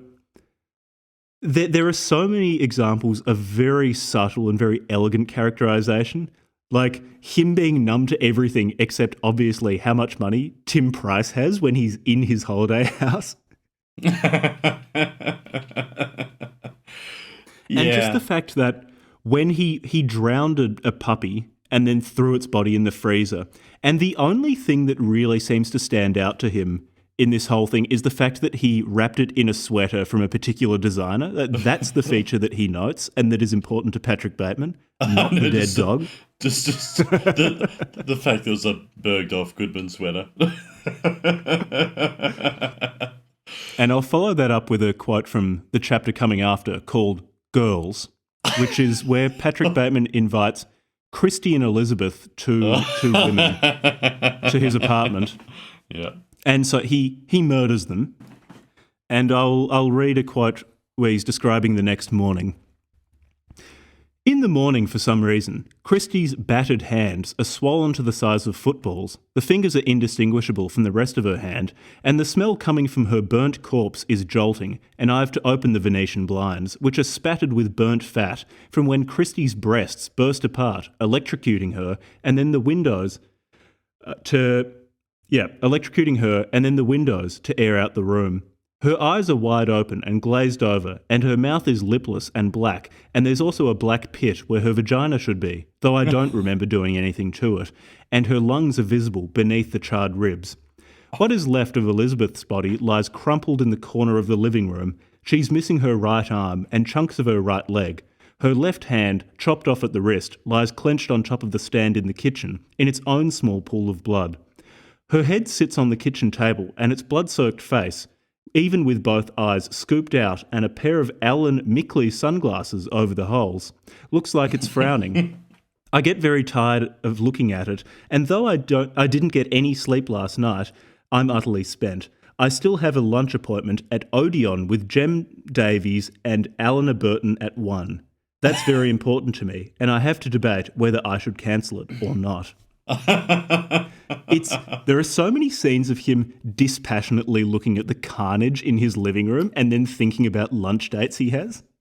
But as you read that, that is such a disturbing putting description. Sunglasses on the decapitated I was head. about to say that, but that's subtle He doesn't humor. remember doing any of it. I know, but just the touch of the stroke of genius to put the sunglasses on the head. It's just so Yeah, it turns what would be something horrific into something that's still horrific but so blackly humorous. Yes, yeah. Now this is something that is just vaguely tossing around the cobwebbed attic of my mind. But I just have a feeling that years and years and years ago, when I read this book originally, there was some reference, perhaps in the epigraph or something like that, to Notes from Underground by Dostoevsky. Now, he opens with a quote. You know Dostoevsky. I don't really. I think I've read Notes from Underground maybe, but not in a long time. Is there much to that? Is there any sort of parallel or overlap between these books, or is it really just stop and start at the epigraph and that's it? So the quote he's picked from Notes from the Underground is, both the author of these notes and the notes themselves are, of course, fictional. Nevertheless, such persons as the composer of these notes not only exist in our society, but indeed must exist, considering the circumstances under which our society has generally been formed. I have wished to bring before the public, somewhat more distinctly than usual, one of the characters of our recent past. He represents a generation that is still living out its days among us. In the fragment entitled Underground, this personage describes himself and his views, and attempts, as it were, to clarify the reasons why he appeared and was bound to appear in our midst. The subsequent fragment will consist of the actual notes concerning certain events in his life. So, I'd say I don't remember enough of Notes of the Underground. I think I read it 3 or 4 years ago to say that it has a lot to do with American Psycho. I remember it, as with most things of Dostoevsky's, it's mostly self-loathing, which is thematically appropriate for American Psycho.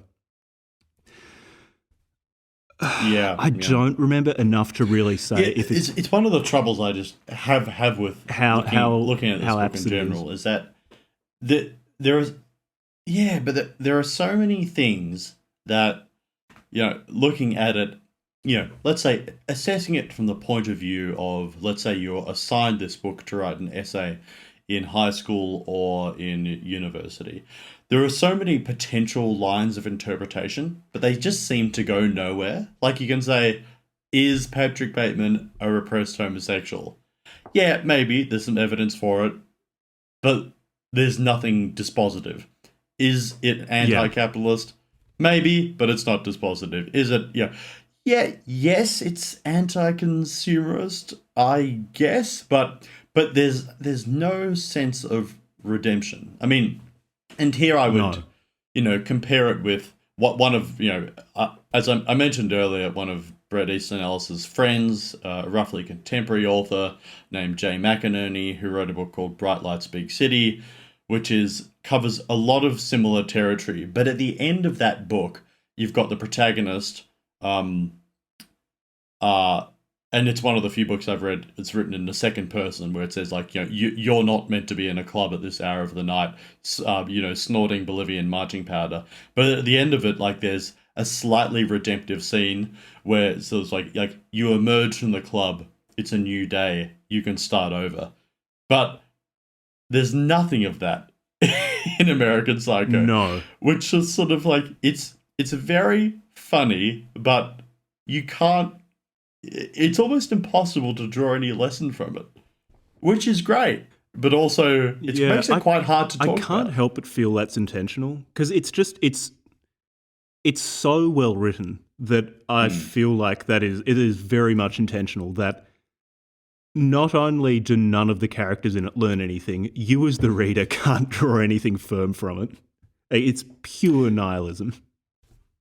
Yeah. I mean, it. I would say it really does actually, just talking through this and listening to some of the audiobook recently, it does actually make me want to return to Bret Easton Ellis's books, because apparently his book Glamorama is meant to be like, I'm not sure whether he views it as it, but it's like meant to be like sort of like his best book. And I wonder in what way, whether he does develop any further overarching sort of moral point of view. I mean, in my mind, Lesson Zero, his first book, is just really, really, really nihilistic and affectless, but not as funny. The Rules of Attraction, quite, it is funny, but that was a little bit more of a traditional book. It had a bit more of a storyline, but interestingly, what at least in the three books, Lesson Zero, Rules of Attraction, and American Psycho, it tracks the same kind of personality at different stages of life. So in Lesson Zero, they're all age 19, jobless, super rich drug addicts in California. In Rules of Attraction, they've graduated to undergraduate life at a liberal arts college. And then American Psycho, it's mid to late 20s as yuppies and late 80s. I wonder if Glamorama, which was the next book, continues on this theme. But I just don't think I appreciated when I was 18 how well written and funny the books are. But it really does make me want to go back and read them. Yeah. I was just going to say, I would like to read Glamorama now that you've said that. Well, one thing I should just note, which is quite funny, it's just like how much traction these books have gotten. I mean, I'm a resident of Melbourne, in Australia, as is Jack's originally from Melbourne, and I laughed really hard like back a few years ago, maybe 7 years ago when I was in law school, and I just did absolutely shit tons of drugs. Oddly enough, the places I used to go were there was these two establishments were owned by an admirer of Bret Easton Ellis, and one was named Lesson Zero, and the other was named Glamorama. Yeah, is that actually that's named after the book? Yeah, it's the same guy. The same guy had a bar on Chapel Street called Lesson Zero, and then he's got Glamorama, which is so funny. What a fuckhead. I know. Anyway, that's a bit of charming Melbourne. That's a bit of charming Melbourne trivia. I know Glamorama still exists. I think Lesson Zero on Chapel Street closed down. But I mean, I haven't researched it extensively. I wonder if he. I don't. I think I would know if there was a bar called American Psycho. But That might be a bit too on the nose. It might be too well known to be able to name a bar after. Yeah. But How about? So let me set the scene. Patrick Bateman is at the zoo in Central Park. Oh yes, the and zoo scene. he's by the penguin enclosure and looking at the penguins, and he's met a young boy. "Would you like a cookie?" I ask, reaching into my pocket. He nods his small head, up, then down, slowly, but before he can answer, my sudden lack of care crests into a massive wave of fury, and I pull the knife out of my pocket and I stab him quickly in the neck. Bewildered, he backs into the trash can, gurgling like an infant, unable to scream or cry out because of the blood that starts spurting out of the wound in his throat. Though I'd like to watch this child die, I push him down behind the garbage can, then casually mingle in with the rest of the crowd and touch the shoulder of a pretty girl, and smiling, I point to a penguin preparing to make a dive. Behind me, if one were to look closely, one could see the child's feet kicking in the back of the trash can. I keep an eye on the child's mother, who, after a while, notices her son's absence and starts scanning the crowd. I touch the girl's shoulder again and she smiles at me and shrugs apologetically, but I can't figure out why. When the mother finally notices him, she doesn't scream because she can only see his feet and assumes he's playfully hiding from her. At first she seems relieved that she spotted him, and moving towards the trash can, she coos, "Are you playing hide and seek, honey?" But from where I stand, behind the pretty girl, who I've already found out is foreign, a tourist, I can see the exact moment when the expression on the mother's face changes into fear, and slinging her purse over her shoulder, she pulls the trash can away, revealing a face completely covered in red blood, and the child's having trouble blinking its eyes because of this, grabbing at his throat, now kicking weakly. The mother makes a sound that I cannot describe, something high-pitched that turns into screaming. After she falls to the floor beside the body, a few people turning around, I find myself shouting out, my voice heavy with emotion, "I'm a doctor, move back, I'm a doctor." And I kneel beside the mother before an interested crowd gathers around us, and I pry her arms off the child, who is now on his back struggling vainly for breath, the blood coming evenly but in dying arcs out of his neck and onto his polo shirt, which is drenched with it.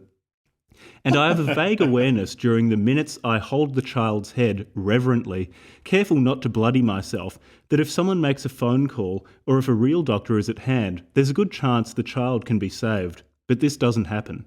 Instead, I hold it, mindlessly, while the mother, homely, Jewish-looking, overweight, pitifully trying to appear stylish in designer jeans and an unsightly leaf-patterned black wool sweater, shrieks to do something, do something, do something. The two of us ignoring the chaos, the people who start screaming around us, concentrating only on the dying child. It's just like just Patrick Bateman's insanity, how he just wants to start pretending to be a doctor as well. And while he's doing this, he feels mournful that killing a child isn't really that big a deal for him because the child hasn't achieved anything, doesn't have any real past or future, and it's much better to kill someone in their prime because that death will upset more people. Yeah. I'm really just thinking out loud here. Well, I've been thinking out loud for the entirety of this podcast. But I was just wondering then, like, the justifications behind the killing. Because why is it the case that he kills... You know, I sort of get why he kills... There's obvious reasons why he kills the child. Or there's obvious reasons why he kills, his ex-girlfriend. Or there's obvious reasons why he kills the prostitutes. In some sense, there's a justification, or why he kills Paul Allen or Paul Owen. There's a justification insofar as it's a way of keeping his identity in place or eliminating not only any competitors to his ego, but anyone that might potentially infringe on the type of ego that he is trying to conspicuously stylize for the world. But then he never contemplates killing any of his pals, like McDermott, Van Patten, interesting. Price. why does that? The Carruthers case is obvious with the whole homoerotic subtext, but there's why is it that he doesn't ever contemplate killing his pals McDermott, Van Patten, and Price? McDermott and Van Patten, at the start of the book, he does think about killing them. He thinks about gutting them with a knife when they're waiting to go into some club. Price, though, I don't think he thinks about killing. And I wonder how much of that is the submissiveness to Price. Yeah. How about another quote? He's got two women in his apartment, Tiffany and Tori. Later now, I'm telling Tiffany, I'll let you go. Shh. And I'm stroking her face, which is slick owing to tears, and mace, gently, and it burns me that she actually looks up hopefully for a moment before she sees the lit match I'm holding in my hand that I've torn from a matchbook I picked up at the bar at Palio's where I was having drinks with Robert Farrell and Robert Precher last Friday, and I lower it to her eyes, which she instinctively closes, singeing both eyelashes and brows. Then I finally use a Bic lighter and hold it up to both sockets, making sure they stay open with my fingers, burning my thumb and pinky in the process until the eyeballs burst. While she's still conscious, I roll her over, and spreading her arse cheeks, I nail a dildo that I've tied to a board deep into her rectum, using the nail gun. Then turning her over again, her body weak with fear, I cut all the flesh off around her mouth, and then using the power drill with a detachable massive head, I widen that hole while she shakes, protesting, and once I'm satisfied with the size of the hole I've created, her mouth as wide as possible, a reddish-black tunnel of twisted tongue and loosened teeth, I force my hand down, deep into her throat, until it disappears up to my wrist. All the while her head shakes uncontrollably, but she can't bite down since the power drill ripped her teeth out of her gums, and grab at the veins lodged there like tubes, and I loosen them with my fingers, and when I've gotten a good grip on them, violently yank them out through her open mouth, pulling until the neck caves in, disappears, the skin tightens and splits though there's little blood. Most of the neck's innards, including the jugular, hang out of her mouth and her whole body starts twitching like a roach on its back, shaking spasmodically, her melted eyes running down her face, mixing with the tears and mace. And then quickly, not wanting to waste time, I turn off the lights and in the dark before she dies, I rip open her stomach with my bare hands. I can't tell what I'm doing with them, but it's making wet snapping sounds and my hands are hot and covered with something. So his murders get increasingly disgusting. It's still not the rat murder. The rat murder is the most grotesque part of the book. When he introduces the rats into the vagina. Yeah, that part is really repulsive. Yeah. Yeah. Here we go, I found it. Look, it's Book Club from Hell. I'll just read out the rat bit. That's what we're here for. That's what you get for listening to this podcast. You That's deserve what you it. deserve, yeah.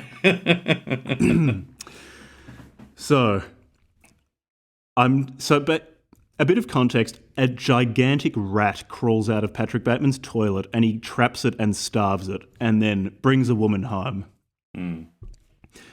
I'm trying to ease one of the hollow plastic tubes from the dismantled Habitrail system up into her vagina, forcing the vaginal lips around one end of it, and even with most of it greased with olive oil, it's not fitting in properly.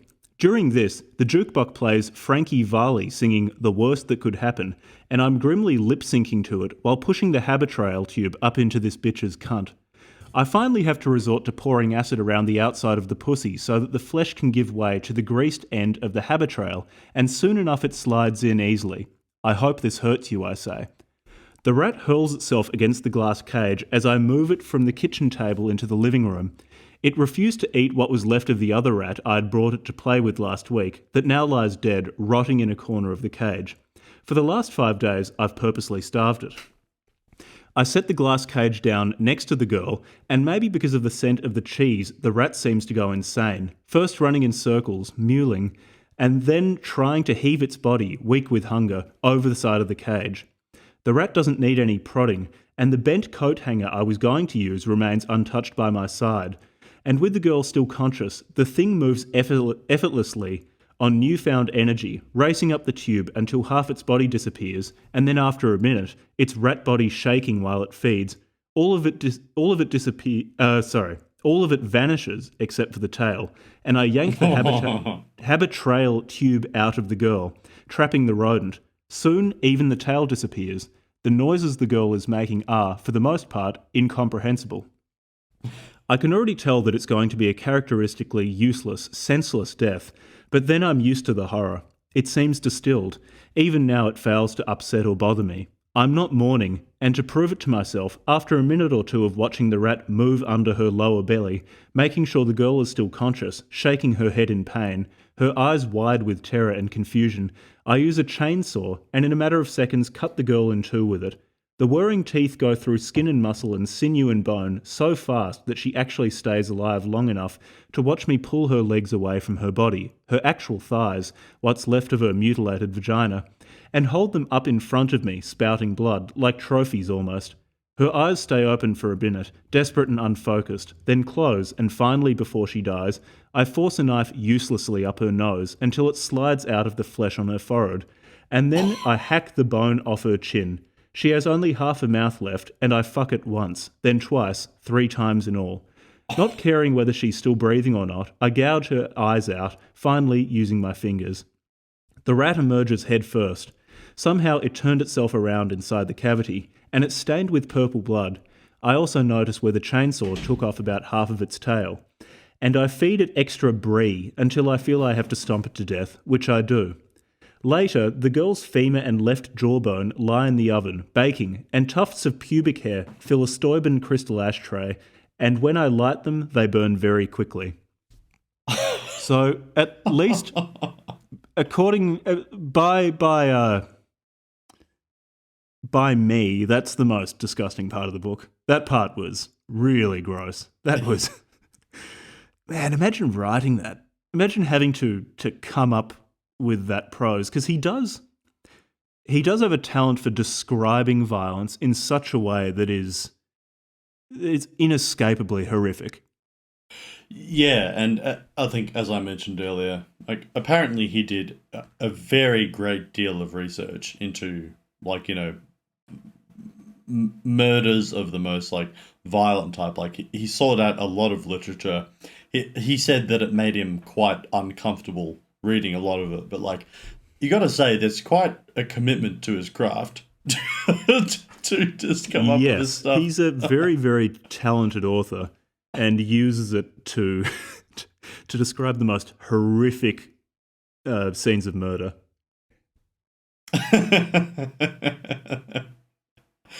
All right. Well, look, I don't think I have much more to add on the theme of American Psycho. So, is there anything else you want to cover before we call this one a day?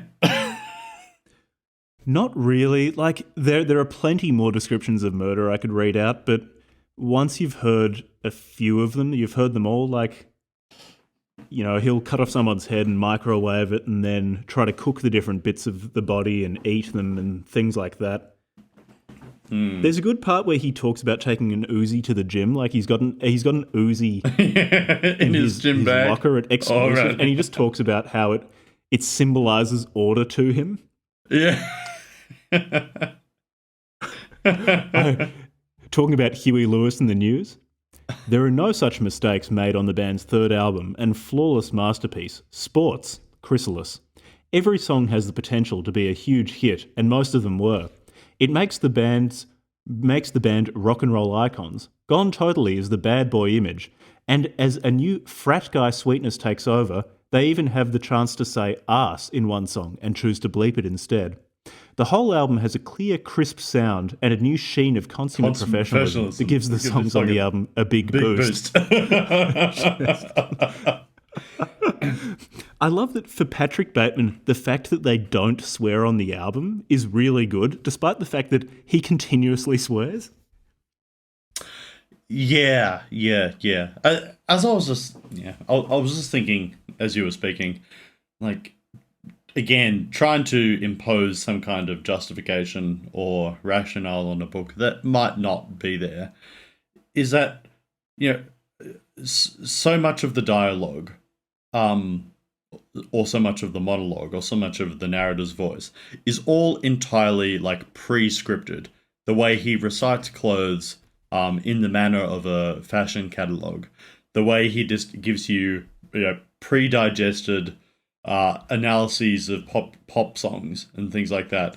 Like everything is so scripted in his life that maybe the reason that he doesn't murder people like Van Patten and Price and so forth are because they are not characters which introduce any level of uncertainty in his life.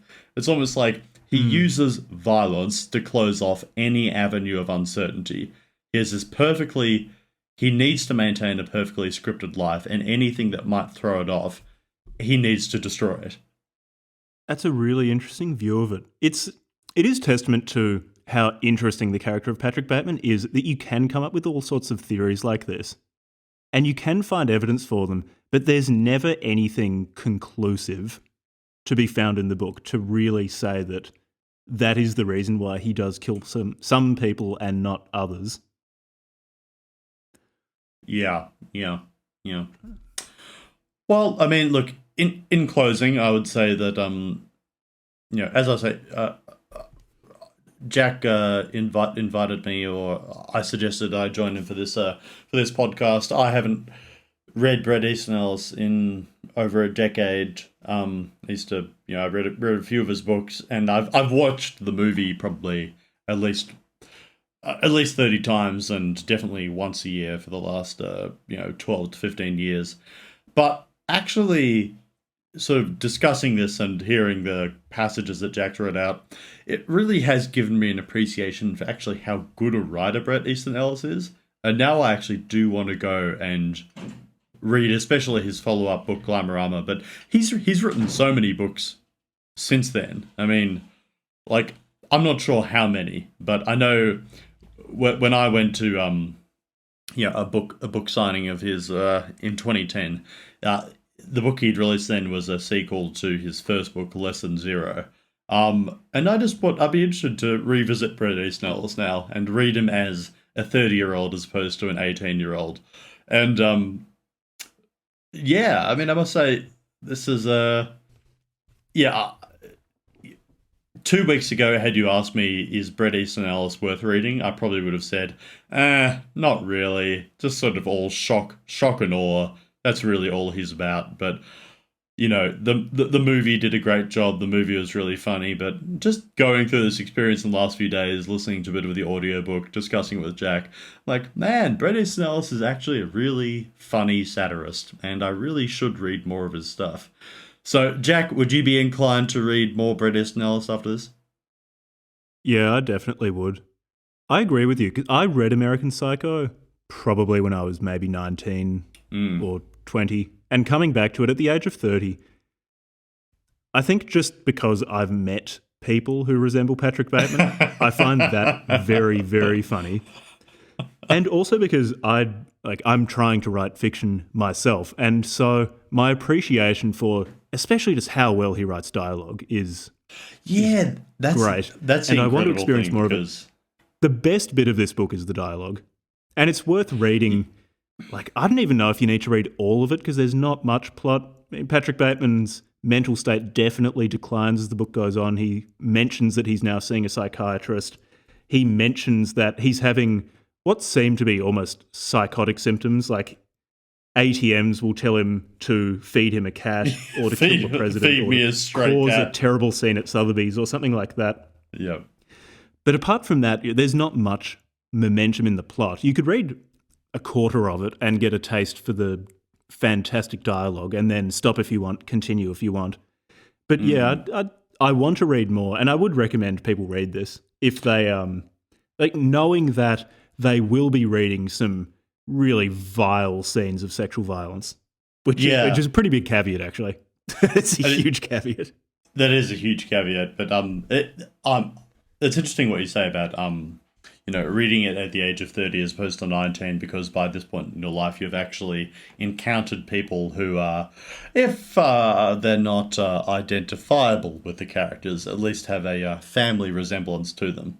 Like if I go back what I'd be interested to see now is like if I go back and read his first novel, like Lesson Zero or The Rules of Attraction, which like the characters are actually like they were actually the age at which I was then. Like in retrospect, if I go back, because I don't remember Lesson Zero being funny, I just remember it being dark and at times horrifying. But I feel like now I should go back and read it, and maybe it'll just be so much funnier because of the life experience. And I definitely want to read Glamorama.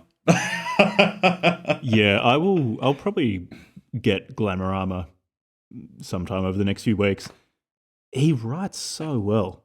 It's also interesting what you were saying about meeting people who bear at least a family resemblance to Patrick Bateman.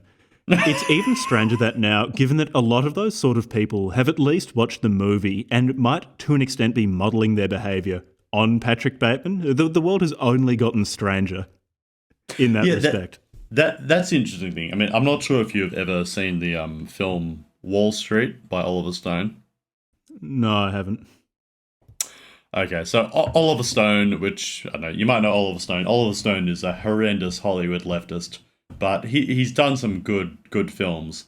But he did this movie in 1987 called Wall Street, which has Charlie Sheen and Michael Douglas playing Gordon Gekko, for which he won an Academy Award. And there's a famous quote and speech from the film called, like, "Greed is good."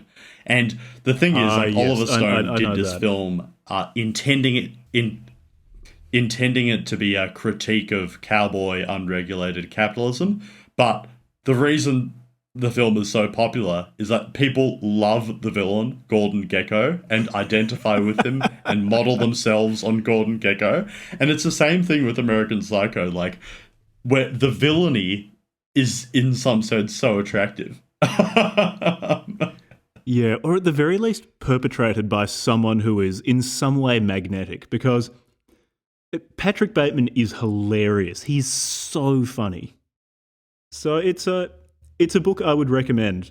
I think this is an actually good book, not just good for this podcast, but an extremely well-written book that is really ripe for interpretation given how it's structured. But you probably need a strong stomach to read it. Yes. You have anything else you want to say about it? That's definitely true. Well, in any event, probably recommend reading something by Bret Easton Ellis. But I mean, like, American Psycho is extremely funny, but maybe I only realize how funny it is compared to the other books because I'm more familiar with it. Anyway, my wife is giving me angry looks, suggesting that I should wrap up this podcast. So, Jack, it's been real. Do you want to wrap this one and sign off? Yeah, I've said everything I want to say. Thanks for recording with me. It's much easier to do these episodes with another person rather than just talking at a microphone by myself. No, it was definitely fun, and I think what I like about it, at least the my role as an interlocutor in this part is like not being recently familiar with the text, but just sort of like thinking out loud, and it actually sort of spurs me to think like, oh, I should really go and revisit something because. Like, I'm like, now, yeah, fuck, I should read Glamorama. So, next episode, I think, probably the next episode, going to be Sun and Steel by Yukio Mishima. As a taster of that episode, I was expecting it to be weird Japanese Bronze Age pervert. It's actually really good. I'm really enjoying it. So, that's something to look forward to. Alright, see you next time. Okie dokie. Well, love to the book club from hell audience.